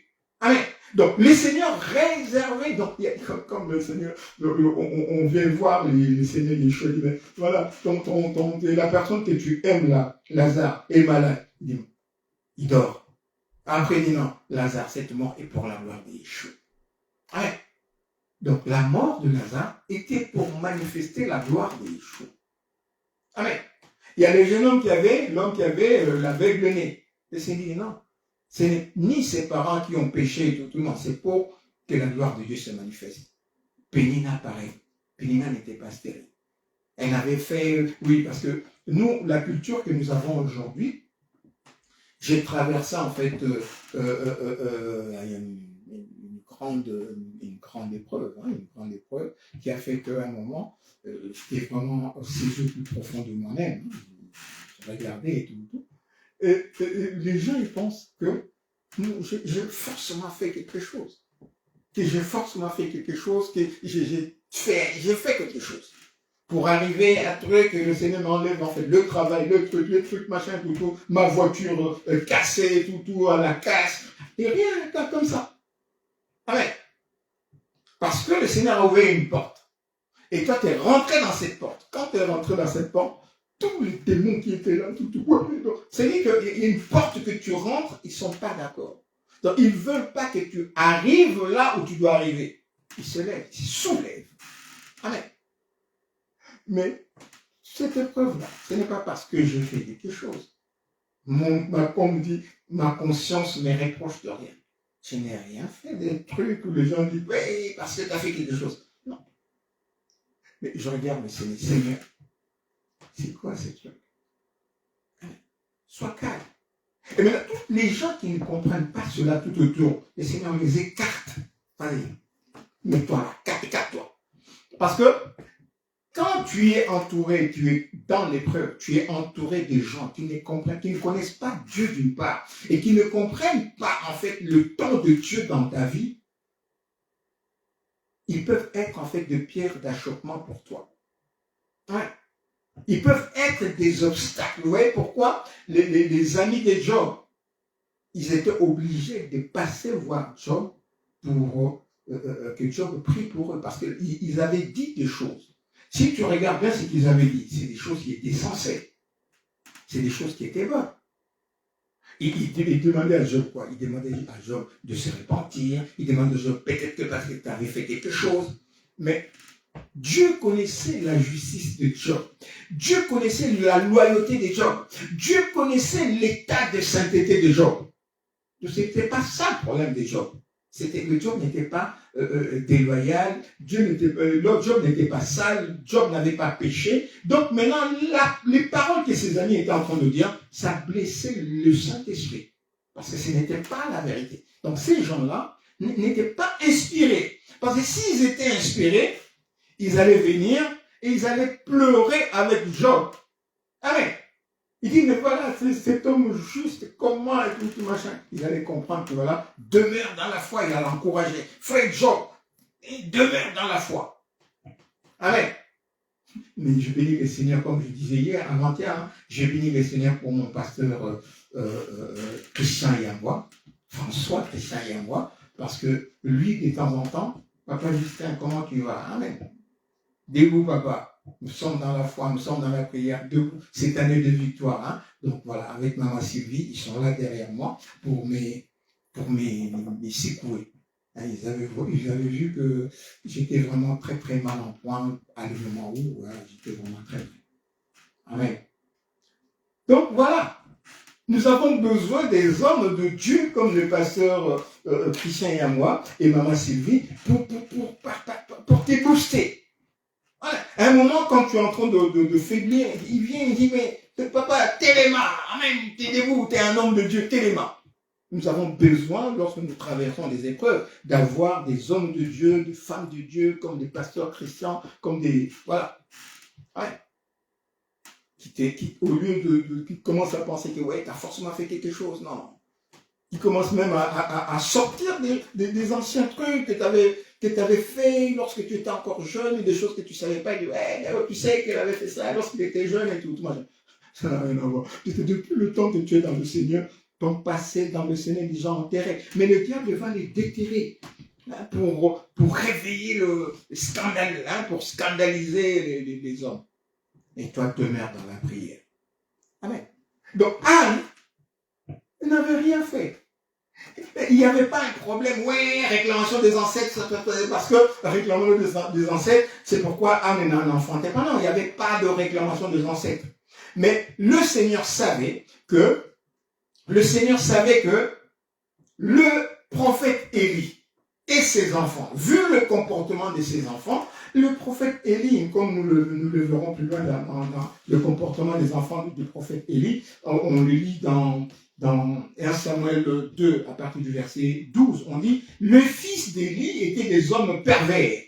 Il ne connaissait point l'Éternel. Et voici quelle était la manière d'agir de ce sacrificateur à l'égard du peuple. Lorsque quelqu'un venait offrir en fait un sacrifice, une offrande, le serviteur du sacrificateur, donc les fils d'Élie, arrivait au moment où il faisait cuire la chair, tenant la main d'une fourchette à 3 dents, et il piquait dans la chaudière, dans le chaudron, dans la marmite ou dans le pot, tout ce que la fourchette amenait, le sacrificateur le prenait pour lui. C'est ainsi qu'ils agissaient. C'est-à-dire, quand tu viens au temple et que tu vas mettre en fait de donner en fait ton offrande, ta brebis ou ton mouton pour l'offrande. Et pendant que l'offrande est en train encore de cuire au feu, le feu de l'Éternel, et ils venaient, ils mettaient en fait le truc, ils peignaient et puis ils allaient manger. C'était une abomination, ils ne pouvaient pas faire ça. Amen. C'était vraiment une abomination, ils ne pouvaient pas faire ça. Amen.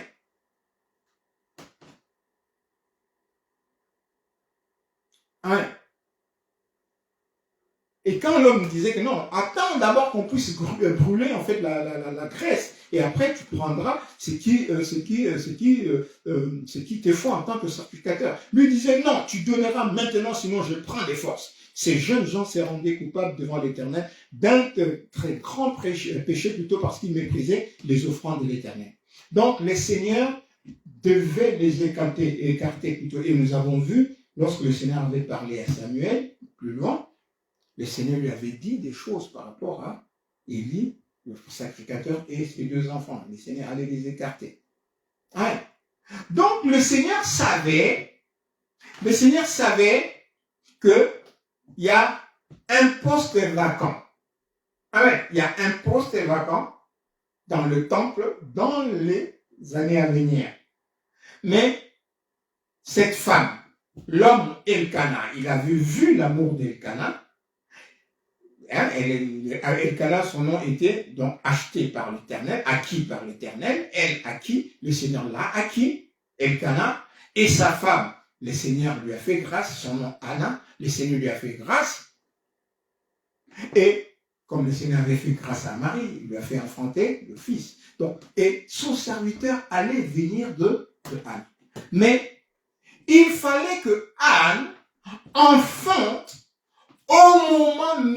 au moment opportun, lorsque maintenant il serait maintenant question. Vous avez vu que quand Anne a enfanté, le temps que Anne vienne offrir, déposer Samuel dans le temple pour l'Éternel, quelque temps après, dès que Samuel avait pris, en fait, avait reçu l'esprit, les ordres de Dieu, et très jeune, Samuel avait commencé le service. Et Élie et ses 2 enfants étaient écartés. Donc, juste au moment où Anne devait enfanter, elle a enfanté. Donc, comme diraient en fait certains hommes de Dieu, certains serviteurs et servantes de Dieu, Dieu n'est pas en retard, bien-aimé. Dieu, Yeshua, n'est pas en retard. Il est écrit autant marqué. Il sera dit à Israël quelle est l'œuvre de Dieu. Amen. Donc, autant marqué. C'est pourquoi le Seigneur, lorsque sa mère Marie, aux noces de Cana, lorsqu'il vient lui dire, ils n'ont plus de vin. Le Seigneur lui dit, qu'est-ce que nous avons en commun dans cette histoire de vin qui vient en manquer? Parce que lui, Melchizedek, c'est Yeshua, le roi éternel, le roi justice, c'est lui. Il avait apporté du vin et du pain, qui est le pain qui est symbole de sa chair, et le vin qui est son sang. Maintenant, quand Marie vient lui dire, ils n'ont plus de vin, lui, il a pensé à son œuvre, parce que dans l'univers, dans le monde, il n'y a plus de vin, il n'y a plus de sang, il n'y a pas de vie, parce que la vie est dans le sang, dans le vin. Amen. Donc, quand Marie vient lui dire qu'ils n'ont plus de vin, il a pensé directement, il dit, mais c'est pas qu'est-ce qu'il y a entre toi et moi. Il faut le dire dans la version Shuraki, où il dit, qu'est-ce que nous avons en commun dans cette histoire de vin, sous-entendu dans cette histoire de vin qui vient en manquer. Alléluia. C'est-à-dire que cette histoire de vin qui a manqué, ça ne nous regarde pas. Ici, là, ça ne nous regarde pas. C'est pourquoi le Seigneur a rajouté, mon heure n'est pas encore arrivée. C'est-à-dire le vin que moi je vais donner à l'humanité, le temps que je vais le donner n'est pas encore arrivé. Il faut faire le lien. Amen. Mais Marie lui dit quand même, faites tout ce qu'il va vous dire. Donc, en distinguant le deux vin à donner et le sang de Yeshua, comme il dit, ma chair, c'est vraiment une nourriture, c'est vraiment le vrai pain qui est descendu du ciel, et mon sang, c'est vraiment le vin que Dieu donne. Alléluia. Le vrai breuvage, le vin que Dieu donne, qui vient du ciel pour payer en fait la rançon pour le péché du monde. Amen. Et c'est pourquoi Marie dit, faites ce qu'il vous... Faites, nous rajoutons tout ce qu'il vous dira. Faites ce qu'il vous dira. Donc faites tout. Donc obéissez à la moindre parole qui sortira de sa bouche. Et les autres sont allés, se sont exécutés et le Seigneur a fait. Donc ce n'est pas, oh ouais, le Seigneur avait refusé à sa mère. Il a manqué du respect à sa mère. Non, il n'avait pas manqué de respect à sa mère. Il faut discerner en fait la parole de Dieu avec une révélation de l'Esprit, un enseignement de l'Esprit. Alléluia. Donc, le Seigneur, le temps de Anne d'enfanter n'était pas encore là. Donc, le Seigneur, pour pas qu'il y ait, ouais, le premier est sorti et tout, non, non. C'est comme Marie. Le Seigneur a mis Marie dans une disposition où, pendant le temps qu'ils étaient avec Joseph, Joseph ne pouvait pas toucher son corps. Amen. Jusqu'à ce que le Saint-Esprit vienne, et c'est le Saint-Esprit, Yeshua, qui devait ouvrir en fait sa maternité en lui donnant le fils préné. Donc, c'est lui qui devait ouvrir la maternité. Et Marie était encore une vierge lorsqu'elle a conçu par la puissance du Saint-Esprit Yeshua. Amen, de Dieu. Alléluia. Donc, Anne était restée dans cet état, stérile, mais en fait, il n'était pas stérile. Mais simplement, le Seigneur avait fermé sa maternité jusqu'au temps où lui-même avait prévu. C'est pourquoi, donc, chaque fois, et ça arrivait, car il aimait Anne et que l'Éternel avait rendu. C'est l'Éternel qui avait rendu Anne stérile. Donc, c'est comme quelque chose qui s'est fait et le Seigneur avait bloqué en fait la maternité de Anne. Et Elkanah le savait. Et Anne aussi le savait. Amen. Anne aussi le savait. Et toutes les années, il en était ainsi. Et chaque fois qu'Anne montait à la maison de l'Éternel, Pénina l'a mortifiée. Pénina s'est moquée d'elle. Et de la même manière. Alors elle pleurait, elle ne mangeait pas. En fait, quand on dit mortifier, c'est comme lorsque nous jeûnons. Lorsque nous jeûnons, nous mortifions le corps. C'est-à-dire nous privons le corps en fait de nourriture et ça donne plus de puissance à l'esprit. Mais Pénina ne savait pas que comme elle s'est moquée de Anne, et c'est comme je voulais dire tout à l'heure, c'est là aussi en fait, c'est-à-dire que lorsqu'il y a une épreuve, Si nous ne regardons pas vers le Seigneur, nous n'allons pas consulter le Seigneur, nous risquons de commettre des bêtises. Amen. Nous avons vu Sarah. Sarah, elle n'enfantait pas, et au lieu de consulter le Seigneur, ou de s'en tenir à la parole de Yeshua, le Seigneur, parce que le Seigneur avait dit à Abraham que tu auras une descendance, mais par ta femme Sarah. Amen. Et comment est-ce que je veux devenir, je suis vieille et tout machin. Il lui a donné sa servante. C'était une pierre d'achoppement. Amen. Sarah était devenue elle-même en fait une pierre d'achoppement pour son mari. Mais même si elle faisait cela, l'accomplissement de la promesse n'allait pas venir par Agar. Ça devait passer juste par elle. Donc c'était juste des fois lorsque nous nous inquiétons des choses qui ne devons pas nous inquiéter, nous créions en fait des problèmes. Nous créions des problèmes. Des fois, nous créions des problèmes qu'il fallait même pas. Amen.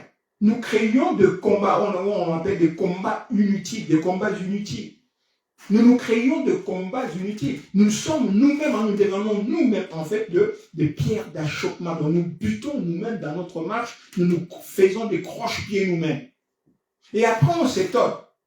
Non, ce n'est pas le frère. Non, ce n'est pas le pasteur. Parce que comme toi, tu n'avais pas confiance en Dieu, tu as été consulté. Cette personne-là, n'étant pas Dieu qui t'avait donné la parole qui va sortir de sa bouche, c'est un mensonge. Allez, ce sera un mensonge. Et comme ce sera un mensonge, il y aura un esprit d'égarement. Puisque tu as été consulté, quelqu'un de l'extérieur, tu n'as pas mis foi à la parole de Dieu, cette personne va te dire une parole et il y aura un esprit de garement qui va venir entrer en toi et qui va te pousser à la désobéissance. Tu vas croire à ces mensonges. Et ces mensonges, par la puissance du mensonge, ça va te donner une attitude et cette attitude va créer en fait un problème, va créer en fait de la dissension, va créer en fait des trucs. Tu vas peut-être manquer du respect à ton mari, à ta femme et tout, alors que le problème n'était pas là. C'est simplement parce que tu as été consulté en extérieur, tu as été écouté en extérieur, une personne extérieure. Oui, nous avons été à l'extérieur. Et ici, je ne sais pas si c'est ses parents, nous ne savons pas, si c'est le parent d'Elkana, ou si c'est la société juive à l'époque. Amen. Voilà. Sa femme ne concevait pas et est allée chercher Pénina. Amen. Et Pénina lui a donné des enfants. Et maintenant, c'était pour sa femme une pierre d'achoppement. C'était pour sa femme, en fait, un écueil sur lequel elle butait. Donc sa femme, Pénina, mortifiait Anne. Donc elle insultait Anne, elle s'est moquée d'elle et tout, elle lui faisait des invectives et tout. Mais ici, on utilise le mot mortifier. C'est comme si cette femme, lorsqu'elle s'est moquée de Anne, elle poussait Anne à se tourner vers le Seigneur. Alléluia. Donc, chaque fois que Pénina s'est moquée de Anne, Anne ne pleurait pas simplement comme ça. Elle se moque de moi. Non. Anne allait directement vers le Seigneur. Anne allait directement vers le Seigneur. Et on nous dit, elle pleurait, elle ne mangeait point. Donc, elle pleurait et elle jeûnait. Alléluia. Donc, elle mortifiait son corps. Effectivement. Elle jeûnait, elle mortifiait son corps. Et Elkana, son mari, lui disait, mais Anne, pourquoi pleures-tu et ne manges-tu pas? Pourquoi ton cœur est-il attristé? Est-ce que je ne vaux pas pour toi mieux que 10 fils? C'est que Elkana ne savait pas. Toi, t'es mon mari. Mais quand tu me donnais en fait mes portions, tu donnais une portion pour moi et tu donnais une autre portion pour l'Éternel. Alléluia. Et la portion double que tu donnais, la deuxième part de la portion que tu donnais, c'était une portion prophétique qui appelait quelque chose. Amen. Qui rappelait à Yeshua, c'est que mon nom est Elkana. Et ma femme, elle s'appelle Grâce. Tu lui as fait grâce. Et moi, tu m'as acquis. Amen. Il y a des hommes comme ça, bien-aimés. Il y a des couples comme ça, des couples prophétiques. Amen. Il y a des couples prophétiques qui sont là, hein, il y a un couple pastoral. Tu vois les couples, je vois les couples, par exemple, qui talent. Je vois le couple Yahwa. Je vois le couple pastoral Malou les gars. Il y a plein de couples comme ça hein, que je connais. Ah ouais. Je vois, tu vois, il y a des couples pastoraux qui sont prophétiques. Il y a quelque chose de prophétique en eux. C'est pourquoi je dis, oh, c'est invoquer les gens comme les dieux tout-puissants. Ah ouais. Que Yeshua soit en vous comme les dieux tout-puissants. Séparez ce qui est précieux de ce qui est vil. Et ce qui est précieux, c'est Yeshua. Là, vous deviendrez vraiment comme la bouche de Dieu. Et là, je le dis, hein, bien aimé, faites-le. Faites-le et vous verrez la main de Dieu. Faites-le, vous verrez la différence entre le service que vous faisiez plutôt avant et le service que vous ferez après. Lorsque vous aurez accepté Yeshua dans votre cœur. Non plus comme fils dans une trinité, mais comme le Dieu tout-puissant lui-même. Allez, et vous verrez la différence. Et le Seigneur va le confirmer. Faites un test, faites un truc. Ce soir, à la maison, dites-le au Seigneur. Ces frères-là, ils sont en train de dire depuis un certain temps, maintenant je l'accepte. Je t'accepte vraiment comme le Dieu tout-puissant. Je capte la doctrine de la Sainte Trinité et je t'accepte maintenant comme le Dieu tout-puissant. Et tu verras la main de Dieu. C'est ce que le Seigneur va faire. Amen. Donc en fait, en prenant cette femme, Elkana a mis une pierre d'achoppement devant sa femme. Et quand Pénina était en train de se moquer de Anne, ça faisait aussi encore plus mal à Elkana. Quand Elkana voyait en fait sa femme qu'elle aimait beaucoup pleurer, je crois qu'elle a engueulé quelque part derrière, même si on ne nous dit pas, mais je crois qu'elle a engueulé quand même Pénina. Pourquoi tu ne la laisses pas tranquille, hein? Toi, tu as des enfants, occupe-toi de tes enfants, pourquoi tu l'as... Et Anne se leva après qu'on eut mangé et bu à Shiloh. Une fois, donc, quand ils sont allés, une fois, et Anne se leva après qu'ils ont bu et mangé et bu à Shiloh. Donc, une année, ils étaient avec le sacrificateur Élie et la famille à Shiloh, comme ils le faisaient d'habitude. Et cette fois-là, Anne se leva après que l'on eut mangé et bu à Shiloh, et le sacrificateur Élie était assis sur un siège près de l'un des poteaux du temple, et l'amertume, donc la tristesse dans l'âme, Anne commença à prier l'Éternel et versa de larmes, beaucoup de larmes. Amen. Versa de pleurs, beaucoup de pleurs. Donc Anne était vraiment attristée cette fois-là. Elle était vraiment attristée. Et vous voyez, des fois en fait, lorsque le Seigneur nous met dans une épreuve, il y a un moment, l'épreuve commence petit à petit. Hein. Au départ, on dit, bon, peut-être ça va passer, peut-être. Et puis, nous voyons que cette épreuve perdure. Job, au départ, lorsqu'elle a entendu que voilà, les enfants sont morts, hein, les trucs, les troupeaux et tout, elle se disait, bon, ça va passer. Mais a vu le troupeau, le truc, le machin, tout. Et puis c'est lui-même. Et ça dure, parce que l'épreuve de Job, ce n'est pas une épreuve de quelque temps. Hein. Ça a duré longtemps. Ça a duré pendant plusieurs années. Job, l'épreuve que nous lisons dans un livre, on lit peut-être en une journée, on peut lire le livre de Job, mais ça a duré. Amen. Et plus les années passent, plus tu commences à douter de toi. Plus tu commences à te dire, mais Seigneur, mais je pensais que c'était un temps. Je pensais que le travail partait et tout, et que dans tout le peu de temps, je suis quand même ton serviteur, Seigneur. Hein? Mais regarde, Seigneur, c'est quand même, voilà, tu m'as donné une femme, il faut que j'assure. Et tu vois que ça commence à durer. À un moment, tu dis, bon, écoute, il n'y a plus de voiture et tout, je vais marcher, tu dis, mais non, mais Seigneur, mais non, mais Seigneur, mais ça fait un moment, là, je commence à avoir mal au pied.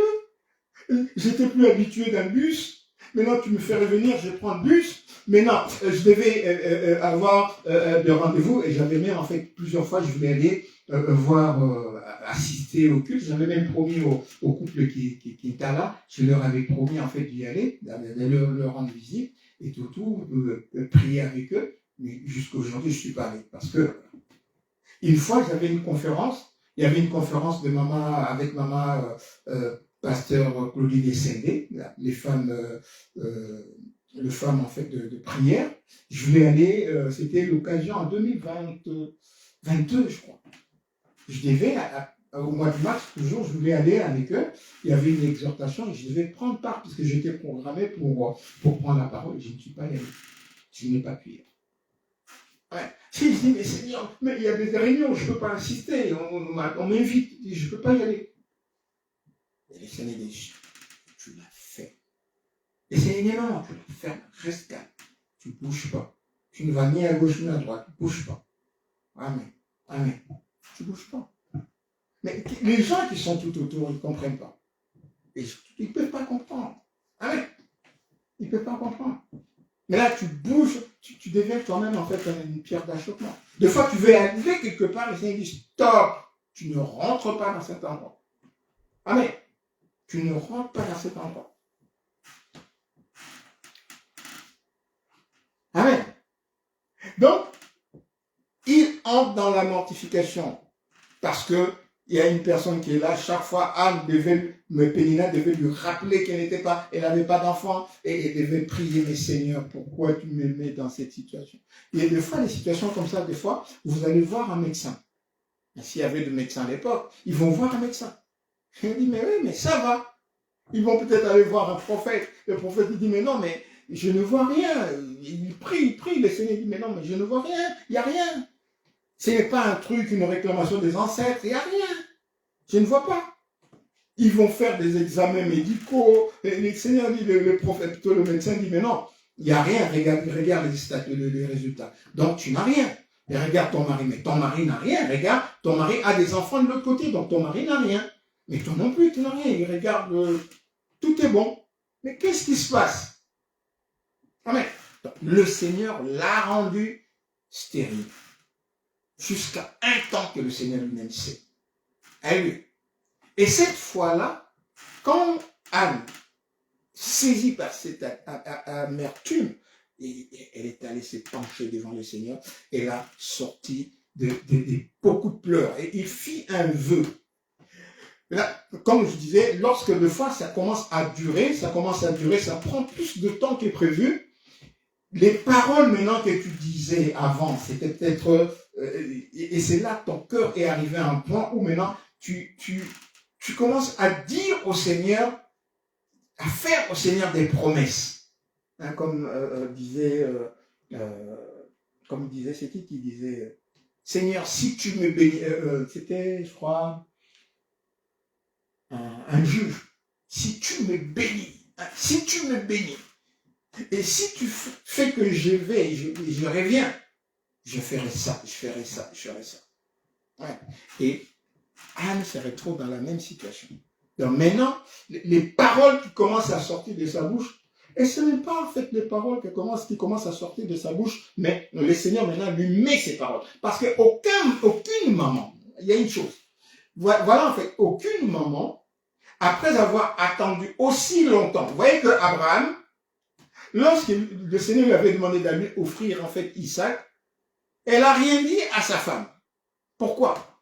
Parce que cet enfant était cher. Isaac était cher à sa maman.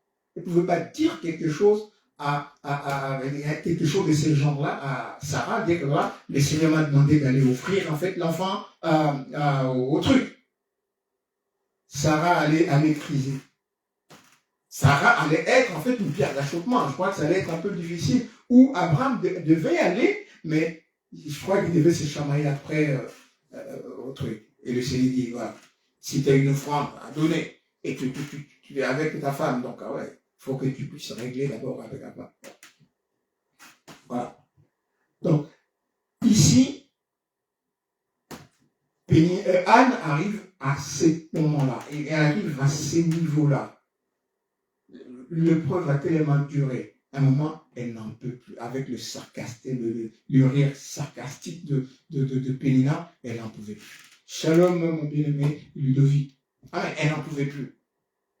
Maintenant, elle fait un vœu au Seigneur. Si tu daignes, Éternel des armées, il appelle l'Éternel des armées, Yehovah Shebaot, l'Éternel des armées, le Dieu d'Abraham, Isaac et Jacob. Il dit, si tu daignes, regardez l'affliction de ta servante. Lorsqu'on utilise les mots dénier, c'est Seigneur. Si vraiment tu me fais grâce, si tu t'as pitié de moi, regarde ma faiblesse, regarde en fait mon affliction, regarde ma tristesse. Et si vraiment, Seigneur, tu as le cœur, la pitié de regarder en fait mon affliction, si tu te souviens de moi et n'oublie pas ta servante, c'était une servante de Dieu. Amen. Et les gens, ils se moquent de toi lorsque tu es serviteur de Dieu. Et ils voient que, mais ce serviteur, il prie quel Dieu, puisque depuis, on voit que sa situation, il sombre. Comme les gens, ils se moquaient de Job. Quand on voit que sa situation, il sombre. Paul, lorsqu'il était pharisien, il était mieux que lorsqu'il était physiquement dans la société, il était mieux que lorsqu'il est devenu en fait chrétien. Et il se moque de toi. Dis, mais regarde. Comme je disais la dernière fois, aujourd'hui, si certains hommes, certains chroniqueurs, certains chroniqueurs, et même certains hommes comme ça, ils commencent à dire, en parlant en fait des hommes de Dieu ou des églises, des communautés, ils commencent à nous appeler des binzambi. C'est qu'il y a certaines personnes qui ont fait des trucs, ils ont sali le nom de Dieu. On commence à nous appeler maintenant des binzambi. Amen. Avant, tu parlais en fait d'une église, c'était avec un certain respect. Lorsqu'on disait ne touchez pas à loin de Dieu, c'était avec un certain respect. Mais aujourd'hui, même moi, je fais un truc, viens, touche, injurie, insulte. Le Seigneur s'est fait insulter. Insulte-moi, raconte des calomnies, c'est pas un problème. Le Seigneur avait vécu des choses comme ça. Amen. Aujourd'hui, si tu parles un truc sur un serviteur de Dieu qui a commis une connerie, qui a commis une bêtise, mais quand tu prends cette liberté pour lui dire vertement ce qu'il a fait, c'est pas bien, il porte plainte, il vient t'apprendre d'arrêter. Amen. Donc on ne touche pas à loin de Dieu, c'est touche pas à l'homme de je sais pas quoi. Amen. Donc, le Seigneur maintenant, Anne se tourne vraiment vers le Seigneur. Souviens-toi de ta servante. Regarde mon affliction. Souviens-toi de moi. Rappelle-toi n'oublie pas ta servante. Donne à ta servante un enfant mâle. Donc, c'est cette parole que le Seigneur attendait de la bouche de Anne. Donne à ta servante un enfant mâle, je le consacrerai à l'Éternel pour tous les jours de sa vie, et le rasoir ne passera point sur sa tête. Lorsqu'on dit, prions, non selon nous, mais selon la volonté de Dieu. Donc c'est Dieu, Yeshua, l'esprit Yeshua, qui a mis cette parole dans le cœur de Anne. Parce que c'est exactement ce que le Seigneur voulait. Et lorsque le Saint-Esprit, maintenant, Yeshua, lui, a mis cette parole dans le cœur de Anne, là, nous verrons plus loin, sa prière a été exaucée. On va dire, ouais, j'ai prié. Comme je dirais, même en faisant le geste comme ça, vous voyez en fait de qui je parle. J'ai prié. Et puis, il a été guéri. Non. C'est parce que ta prière, ta prière avait rencontré en fait l'assentiment, l'accord de Dieu, et Dieu a fait. Amen. Ce n'est pas nous qui faisons. Voici les miracles qui accompagneront ceux qui auront cru en Yeshua. Amen. Ce n'est pas parce que tu as une puissance toi-même, non, c'est parce que Yeshua est en toi. C'est parce que tu es rattaché à Yeshua, et quand quelqu'un vient te voir, il vient en fait te voir, pas toi, mais il vient voir Yeshua qui est en toi. Parce que la personne, comme la personne qui recevait Élisée, amen. Il recevait Élisée en tant qu'homme de Dieu. Amen. Parce qu'il était un homme de Dieu. Et en recevant Élisée, Élisée lui a donné la bénédiction de Dieu en tant qu'homme de Dieu.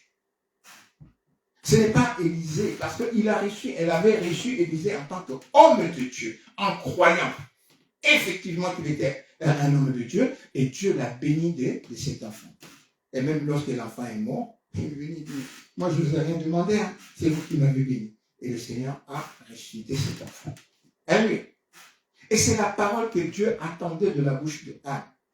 Et c'est pour ça, justement, que le Seigneur avait fait durer tous ces temps Anne dans dans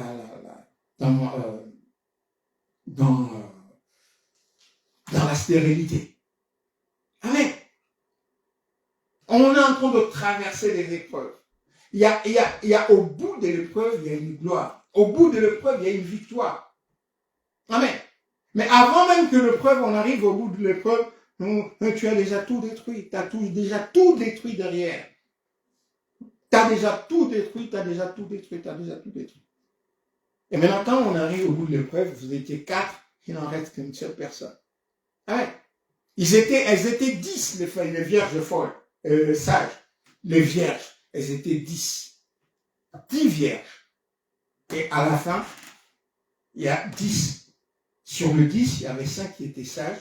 Il y a 5 qui étaient folles. Amen. Il y avait 10 lépreux. Dans les 10 lépreux, à la fin, devant le Seigneur, il n'y avait qu'un seul lépreux, qui était étranger d'ailleurs, samaritain, qui commençait à adorer Yeshua, qui était là, le souverain sacrificateur. Amen. Le souverain sacrificateur dans le temple du Dieu très haut dans le ciel, puisqu'il était plus grand que Caïphe. Alléluia. Allez vous montrer au souverain sacrificateur pour que cela vous serve de témoignage. Les 9 sont allés au temple, mais Yeshua, le samaritain, est venu, il commence à adorer Dieu, le Dieu qui était là, lui, le souverain sacrificateur du temple du Dieu très haut, qui était plus grand que Caïphe. Il était là. Amen. Mais à la Kitchebek, il était là. Donc, au lieu d'aller adorer un homme, puisque le temps de cet homme-là, le temps de la sacrificature lévitique était fini, c'était le temps messianique. Il était là. Donc cet homme-là avait entendu la révélation de l'Esprit. Amen. Et ces hommes-là, ils ont entendu la parole, les Écritures. Mais il y a dans la parole la révélation de l'Esprit. Amen. Lorsque Anne a reçu maintenant la révélation de l'Esprit, est-ce que Anne disait, elle savait que le prophète Élie allait être écarté? En fait, la Bible ne nous dit pas qu'elle le savait. Ah ouais. On ne nous dit pas qu'elle le savait. Mais simplement que quand elle a dit une parole, et la parole concordait à la volonté de Dieu. Amen.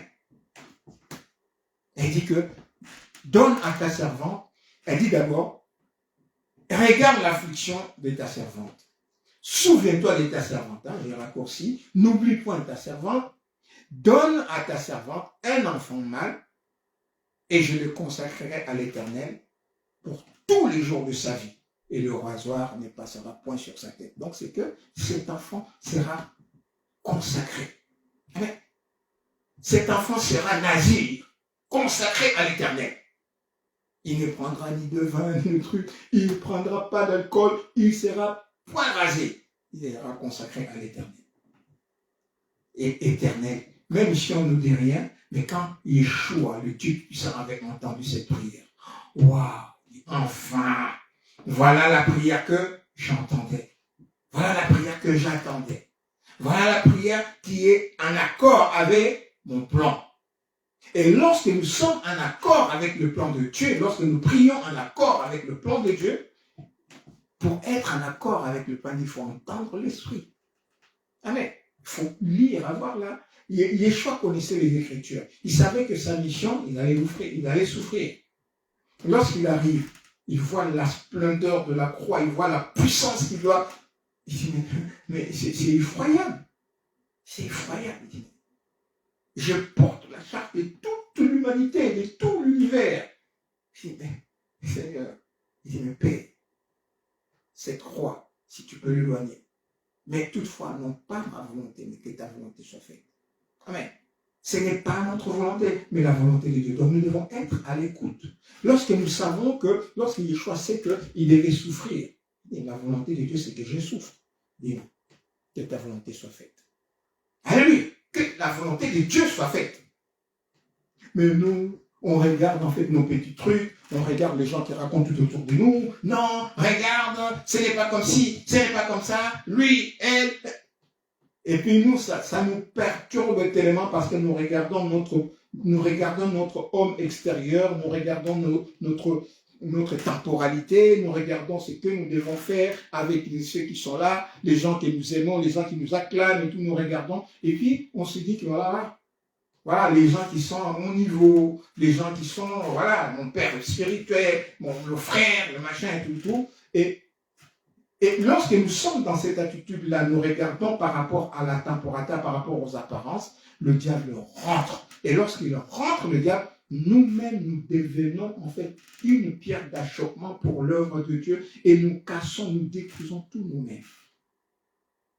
Si le Seigneur nous fait grâce de le comprendre avant, amen. Et si le Seigneur ne nous fait pas grâce, et nous allons le comprendre bien après, parce que le Seigneur nous aura écartés. Simplement. Pourquoi? Parce que nous devenons une pierre d'achoppement pour le serviteur, pour la servante, pour l'œuvre de Dieu. Et le Seigneur nous écarte. Alléluia. Donc, Anne parlait de son cœur. Anne, comme elle restait longtemps en prière devant l'Éternel, il l'observa de sa bouche. Anne parlait dans son cœur. Elle ne faisait que remuer. Donc, elle répétait ses prières. Elle ne faisait que remuer ses lèvres. Seigneur, souviens-toi de ta servante. Je vais te donner un enfant. Donne-moi même un enfant. Que j'ai juste le plaisir de la maternité. Et je vais t'offrir cet enfant. Et cet enfant sera à toi. Et sera à toi pour tous les jours de sa vie. Elle remuait, elle pleurait, remuait tout. Et le sacrificateur Élie, c'est un sacrificateur. Élie, c'est un sacrificateur. C'est lui qui est au-dessus du temple. Amen. C'est lui le sacrificateur Élie. Il le regarde, il est en train de se moquer d'elle. Même des serviteurs de Dieu vont se moquer de toi lorsque tu es dans l'épreuve, parce qu'ils ne comprendront pas. Amen. Les gens qui cherchent Dieu, les gens qui attendent l'avènement de Dieu et qui voient les choix, les gens du temple qui voient les choix, et ils savent qu'il est venu selon les Écritures, ils lisent les Écritures, mais non, ils vont te crucifier. Ils vont te crucifier. Ils vont te crucifier parce qu'ils ne croiront pas en toi. Ils ne croient pas en toi, pourquoi? À cause de la vérité qui sort de ta bouche. Parce que lorsqu'ils voient ta vie, lorsqu'ils voient, des fois même lorsque tu traverses des épreuves, il y a les gens, dans ces épreuves que tu es en train de traverser, ça les fait peur. Tu es en train de tomber, ils voient très bien que tu es dans l'épreuve, donc tu es faible pendant que tu es dans l'épreuve. Mais c'est pourquoi, quand le Seigneur dit que voilà, lorsque tu es faible, c'est en ce moment-là que lui, il est puissant en toi. Lorsque nous sommes dans l'épreuve, nous sommes en train de vivre notre épreuve dans la souffrance même.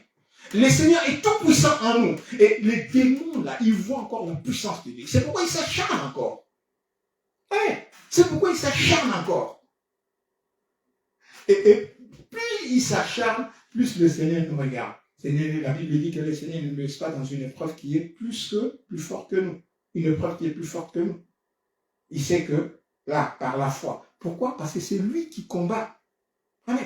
C'est lui qui combat. Il sait que toute épreuve que nous pouvons vivre, puisque c'est lui qui est en nous, ça ne va pas nous vaincre. Et oui, le Seigneur ne nous met pas en épreuve au-delà de notre force. Mais notre force, c'est qui? C'est lui. C'est lui qui nous donne la force. Donc, ce n'est pas par rapport à ta force physique, mais c'est à la puissance. C'est par rapport à la puissance de Dieu qui est en toi. C'est pourquoi le Seigneur dit que tout est possible à celui qui croit. Donc, rien d'impossible. Si tu crois, tu diras à cette montagne. Si tu as la foi comme un petit grain de sénévé, tu diras à cette montagne, ôte-toi de là et mets-toi à gauche et ça se fera. Alors, qui va me dire que voilà, la foi ne suffit pas? Qui peut me dire que la foi ne suffit pas? Puisqu'il suffit que j'ai une foi, même une petite foi comme le grain de sénévé, je peux dire à un problème, quitte-toi de là et va de l'autre côté. Et le problème va m'obéir. Maintenant, si moi, serviteur de Dieu, pendant que je traverse mon épreuve, j'arrive pas à le faire. Les gens disent, voilà, David, un serviteur de Dieu, il n'arrive même pas à faire ci, il n'arrive même pas. Ah, servante de Dieu. Son mari s'appelle Dieu a acquis. Amen. Et elle-même s'appelle la grâce de Dieu. Elle est en train de se faire martyriser par un tisserand. Amen. Amen. Tu as la grâce de Dieu. C'est pourquoi des fois, lorsque David est arrivé au sommet de sa royauté, il dit, ouais, mais non. On savait, on voyait lorsqu'il est en train on savait que c'était lui le roi. Mais non, vous ne saviez pas. Vous avez vu, c'est vrai, vous avez vu comment il combattait et tout, mais vous ne saviez pas que c'est lui qui serait le roi, qui sera le roi. Vous ne le saviez pas. Amen. Ne dites pas n'importe quoi. Non, vous ne saviez pas. Vous aviez peut-être entendu la parole, mais vous n'aviez pas cru à cette parole. Et puisque vous n'aviez pas cru à cette parole, c'est pourquoi ces comportements-là que vous avez contre Yeshua. Le pharisien avait ces comportements avec Yeshua contre Yeshua parce qu'il ne croyait pas. Amen. Il ne croyait pas. Le Seigneur leur dit, vous sondez les Écritures parce que vous pensez avoir la vie éternelle au travers d'elles. Mais vous ne pouvez pas venir à moi pour avoir la vie. Pourquoi? Parce que vous ne croyez pas en moi. Amen. Parce que vous ne croyez pas. Et le Seigneur dit, lorsqu'il ne croit pas, eh bien, le Seigneur dit, voilà, dans ces contres-là, il n'avait pas fait beaucoup de miracles. Bon, parce que le Seigneur était pour eux une pierre d'achoppement. Quand le Seigneur devient pour nous, ou l'œuvre de Dieu, ou le serviteur ou la servante que Dieu veut utiliser dans notre vie, quand cette personne-là devient une pierre d'achoppement pour nous, nous commençons à le maltraiter, à la maltraiter, à le martyriser, à la martyriser, le Seigneur se retire son serviteur, retire sa servante. Et nous verrons plus tard que, c'était lui. Elle écoute, mais tu le savais. Mais pourquoi? Pourquoi tu l'as laissé? Pourquoi tu n'as pas appuyé? Pourquoi tu ne l'as pas soutenu? Pourquoi? Mais oui, mais je ne savais pas vraiment, mais tu ne savais pas. C'est par la foi. Sans la foi, il est impossible d'être agréable à Dieu. Et c'est lui dit, s'attacher à lui. Il nous donne la vie, choisissons la vie. Et le but de choisir la vie, c'est d'aimer le Seigneur de tout notre cœur, de nous attacher à lui, et puis d'obéir à sa parole. On ne peut pas s'attacher au Seigneur sans obéir à sa voix. Amen. On ne peut pas. On ne peut pas. Il y a des choses, des fois, que nous disons. Amen. Donc, le vœu d'Anne, elle a prié, et quand le souverain le sacrificateur commença à se moquer de lui, le sacrificateur Élie, elle pensait qu'elle était ivre. Et il lui dit, jusqu'à quand seras-tu dans l'ivresse? Fais passer ton vin. Puis, mais tu es oui. Frère, tu pars. Et les gens, ils pensent même que voilà, je n'ai plus l'esprit de Dieu, que je divague. Non, bien aimé, je ne divague pas. Je me penche vers le Seigneur. Amen. Je me penche vers le Seigneur, je ne divague pas. Et si ce que le Seigneur a mis dans ma bouche vous a paru comme si je divaguais, réécoutez bien ce que le Seigneur avait mis dans ma bouche. Cette parole qui vous a fait paraître comme une divagation, réécoutez-le sérieusement. Et le Seigneur va vous parler au travers de cette parole. Lorsque, pendant, en fait, un moment, peut-être vous avez vu comme si je pleurais, comme si je disais n'importe quoi, si, effectivement, pendant que vous avez entendu cette parole, et ça vous a semblé comme si je disais n'importe quoi, réécoutez cette parole attentivement. Vous allez comprendre que vous avez loupé quelque chose. Il y a quelque chose que vous n'avez pas entendu. Au nom de Yeshua. Amen. Il y a quelque chose que vous n'avez pas entendu. Parce que lorsqu'une parole de Dieu vient, si on se met déjà en fait comme ennemi de la parole de Dieu, si on appréhende déjà cette parole, on ne va rien écouter de cette parole. Alléluia. Comme les pharisiens étaient là, ils appréhendaient déjà Yeshua, comme c'était un homme, on connaît sa famille et tout machin, ils ne pouvaient rien entendre de lui. Même s'il leur disait la vérité. Au contraire, ce que Yeshua disait, ça les énervait. Amen. Pour eux, c'est comme si quand Yeshua parlait, ça les énervait parce que c'est comme si Yeshua était en train de confirmer, tu vois. Quand Caïphe dit, mais dis-nous si tu es le fils de Dieu, Yeshua dit, oui, tu le dis. Je suis le fils de Dieu. Tu es roi? Oui, je suis roi. Il dit, mais au contraire, ça les a énervés. Il a déchiré son manteau. Qu'avons-nous besoin de preuves? Il l'a dit. Il a blasphémé. Donc, il faut qu'il tue. Donc, tout ce que tu peux dire après, ça ne servira à rien parce que ça les énerve. Ça les crie. Ils crient lorsqu'ils entendent la vérité. Amen. Donc, Anne lui dit, non, mon Seigneur. Non.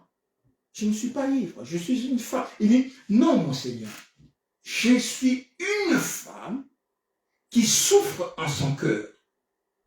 Cette souffrance, les gens de l'extérieur, même les serviteurs de Dieu, même les servants de Dieu, ne le voient pas, ils ne peuvent pas le voir. Parce que ça se passe entre toi et ton Dieu. Ça se passait entre Job et Dieu. Amen.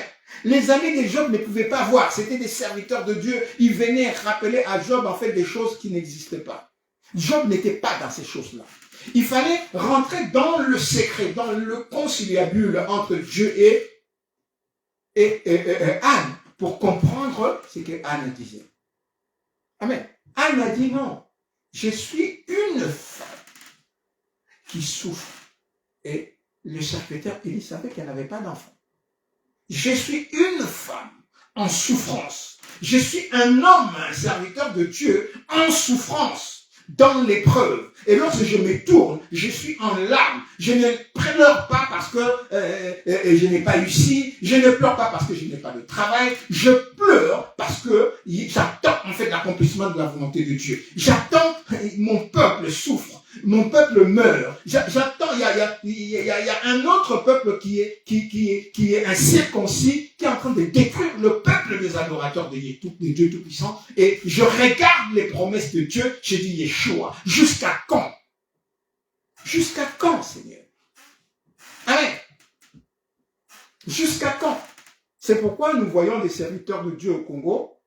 Ils vont sous la pluie, ils pleurent. Je vois en fait mon pasteur Marcello. Il sous la pluie, il pleure, il tourne vers le Seigneur. Seigneur, jusqu'à quand? Je regarde le pasteur Valessa. Hein, Valessa? Oui, Valessa. Avec un drapeau, en train de pleurer. Je regarde des frères et sœurs qui sont à Paris partout. Ils sont en train de faire des jeûnes, des nuits de prière, de marathons de prière et tout. Je dis, Seigneur, jusqu'à quand? Jusqu'à quand? Seigneur, tu dis dans ta parole, s'il y a un juste, tu dis à Abraham, s'il y a un juste, je pardonne à Israël. S'il y a un seul, tu dis à Moïse plutôt, s'il y a un seul juste, je pardonne à Israël. Seigneur, est-ce qu'il n'y a pas de juste en Israël? Est-ce qu'il n'y a pas de juste au Congo? Tes serviteurs, tes servantes qui sont en train de pleurer, qui ont reçu, il y a des serviteurs de Dieu. Il y a des serviteurs de Dieu qui ont reçu des promesses, qui ont eu des visions prophétiques du Congo. Je pense à ceux qui m'avaient enseigné sur la révélation sur le Congo. Je pense au prophète Kouidiamonde, Abraham. Je pense au frère Loutek Mwanampenga. Je pense au frère Kassanji. Je pense au frère Moui. Je pense à Mama Pauline. Je pense à tous ces frères de messagers de Ginza. Nous étions en 84. Nous étions déjà enracinés dans la révélation de Dieu au Congo. Amen. Nous étions déjà et nous attendions la révélation de Yeshua. Et jusqu'au jour du Seigneur, qu'est-ce qui se passe? Jusqu'à quand? Et c'est comme ça que le vrai serviteur de Dieu du Congo, qui connaissent en fait la portée prophétique, la vision prophétique, la mission prophétique du Congo, ceux qui connaissent, le serviteur de Dieu qui connaissent cela, ils sont là, ils se mettent à genoux et ils pleurent avec de larmes lorsqu'ils voient en fait une nouvelle que voilà, on est en train de tuer, les femmes sont violées et tout. Ouais. Parce que le diable pense encore. Pourquoi il y a des viols de femmes? Parce que le diable pense au Congo, parce que le diable pense encore que le libérateur n'est pas encore né, et peut-être une de ces femmes, il y en a quand de souiller les femmes. Amen. C'est comme Dina, hein, la fille, l'unique fille de Jacob. Ils ont souillé parce qu'en ce moment-là, la Vierge d'Israël, c'était Dina. Amen. Et comme le diable savait que le Seigneur passerait par une vierge, ils ont souillé Dina. Ils ont souillé Dina. Et ses frères sont allés la venger. Hein? Voyez comment la Vierge d'Israël elle est née. Personne ne connaît en fait sa généalogie. Qui va nous dire la généalogie de Marie? Elle n'est nulle part. Et le Seigneur a caché cette généalogie jusqu'au jour où lui-même a trouvé cette femme. Il a envoyé Gabriel. Vas-y, dans une ville, une vierge. Vas-y, donne-lui la parole. C'est le secret de Dieu, le mystère de Dieu pour l'élection de Marie. Parce que le diable cherchait.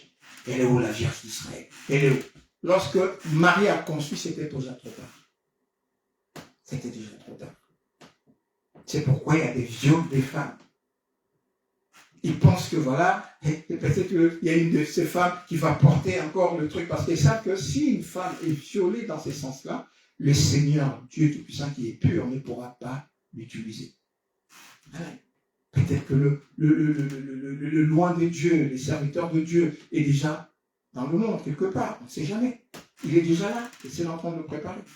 Au nom de Yeshua. Amen. Il dit non.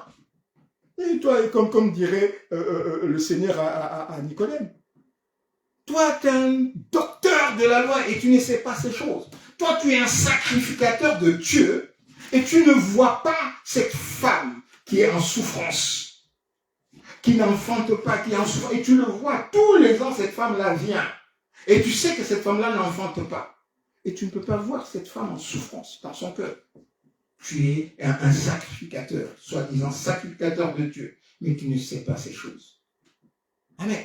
Tourne-toi vers le Seigneur.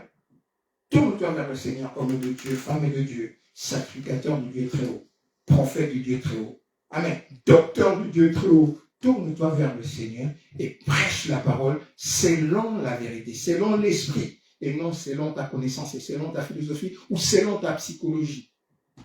Amen. On ne prêche pas l'évangile selon la psychologie mondaine, humaine, scientifique. Amen. La science constate et confirme. Amen. La science constate et confirme. À la limite même, il quitte en fait des investigations scientifiques, elle constate et il accepte. Parce que ce que la science doit accepter par la foi, par exemple l'existence de Dieu, c'est sûr des choses, mais ils ne voient pas ces dieux. Ils font des calculs. L'exactitude de la création, l'exactitude du pi, par exemple, le chiffre pi, l'exactitude des poids, des mesures de trucs, l'exactitude de mathématiques des choses. Mais il est où ces dieux-là? Il est esprit, ils ne le voient pas. Donc, ils concluent là-dedans qu'il y a un Dieu. Ils ne peuvent pas les nommer. Pourquoi? Parce qu'ils ne croient pas les textes de la Bible.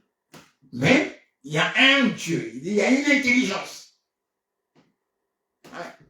D'où, comme il y a une intelligence naturelle, créatrice, et il crée aussi à côté une intelligence artificielle. Mais le Dieu Tout-Puissant peut détruire en fait l'intelligence artificielle. Alléluia. Alléluia.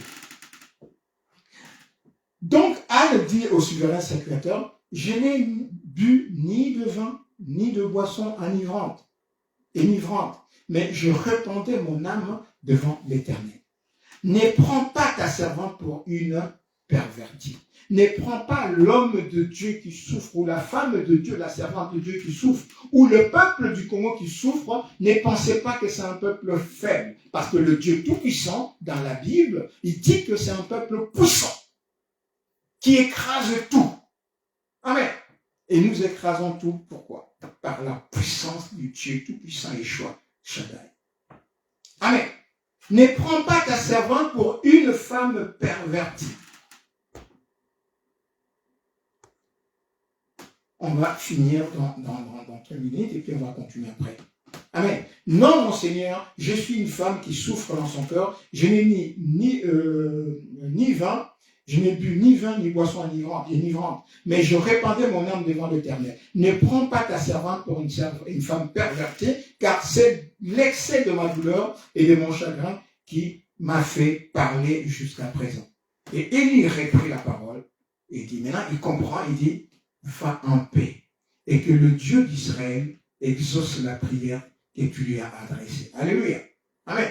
Et que Dieu, le Dieu d'Israël, exauce la prière que tu lui as adressée. Elle dit que ta servante trouve grâce à tes yeux. Et cette femme s'en alla, elle mangea et son visage ne fut plus le même. Donc, par rapport, comme elle a reçu cette parole révélée, elle a prié maintenant selon l'esprit qui était en accord à la volonté de Yeshua. Maintenant, le sacrificateur même s'est moqué de lui, d'elle plutôt, et elle dit au sacrificateur, non, je suis simplement une servante de Dieu en souffrance, une femme en souffrance, et qui épanche son cœur devant son Dieu. Amen. Je n'ai bu ni boisson enivrante, ni boisson forte. J'étais simplement en train de pleurer devant mon Dieu. Et Élie, le sacrificateur, touché maintenant en fait par ces paroles, il dit que le Dieu d'Israël exauce ta parole. Donc, maintenant, vous voyez que la prière qui est faite en accord avec la volonté de Dieu, conforme à la volonté de Dieu, c'est cette prière-là qui est acceptée par l'homme même que l'accomplissement de cette parole va remplacer. Amen. Amen. Donc, Élie lui-même ne savait pas que l'accord, c'est comme s'il y a une parole qui a été sortie, et lui, il a scellé, il a mis un cachet. C'est-à-dire, il dit maintenant, que le Seigneur reçoive cette parole. Et bien, l'accomplissement de cette parole-là sera en fait la personne qui va le remplacer, et lui et son fils. Alléluia. Donc voilà, nous nous arrêtons là pour ce soir. Nous allons continuer samedi. Et samedi, nous prions en fait le matin. Nous allons commencer à 10h. Donc 10h jusqu'à 12h, nous aurons cette prière, la suite. Une portion prophétique pour Anne, donc partie 2. Aujourd'hui, on a fait partie 1. Je vais le noter dans le truc, partie 1, et ce sera la partie 2 samedi. Donc, merci à Dona Yeshua.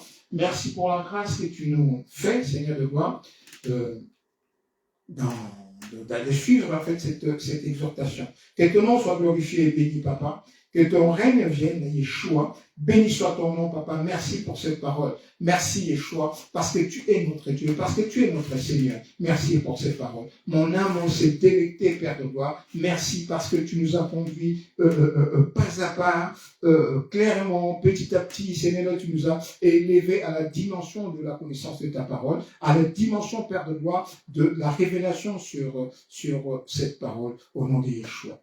Que ton nom soit glorifié et béni. Merci, merci, merci, merci, merci, merci. Seigneur, je laisse, Père de gloire, la journée de samedi entre tes mains. Samedi 10h, nous avons rendez-vous pour méditer encore cette parole.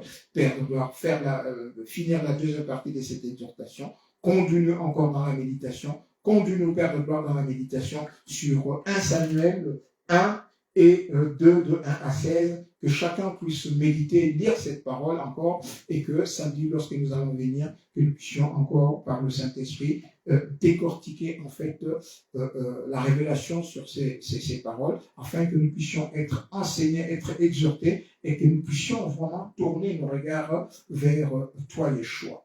Et si nous avions l'habitude, Père, de nous moquer des hommes de Dieu, des serviteurs de Dieu, ou des hommes qui sont dans les épreuves, qui traversent les épreuves, comme le peuple du Congo, comme les hommes qui sont pour le moment sans travail, sans femme, sans mari, et des femmes qui sont sans mari, ou des gens qui sont sans travail, ou les gens qui sont sans enfants, qui sont en train de pleurer. Seigneur, si nous avions l'habitude de nous moquer d'eux, ou des hommes qui sont gros, des femmes qui sont grosses, et tout, nous nous moquons d'eux parce qu'ils n'ont pas d'argent, parce qu'ils sont pauvres, Seigneur de gloire, que nous puissions nous tourner vers toi et que nous puissions regarder ces hommes comme des hommes qui pleurent parce que non pas qu'ils ont l'argent, qu'ils n'ont pas l'argent, mais toi, à qui appartiennent l'or et l'argent, tu leur donneras à ton temps au nom de Yeshua. Merci, Papa. Merci, Adonai Yeshua, parce que tu es Seigneur.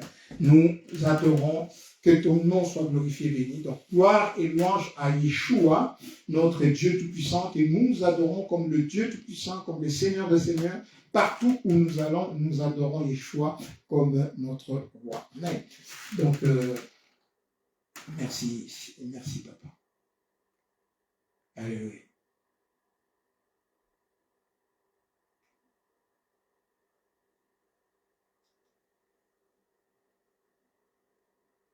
Voilà, je vais mettre une chanson, mais on ne va pas la mettre. Donc voilà, que le Seigneur nous bénisse. Mon rendez-vous est pris samedi 10h. Que le Seigneur, d'ici là, bénisse en fait tous ceux qui nous ont suivis en direct et tous ceux qui vont nous suivre en différé. Que le Dieu puissant vous bénisse. Voilà, shalom bien-aimés. Et que la paix de Dieu d'ici là garde nos cœurs en Yeshua. Shalom.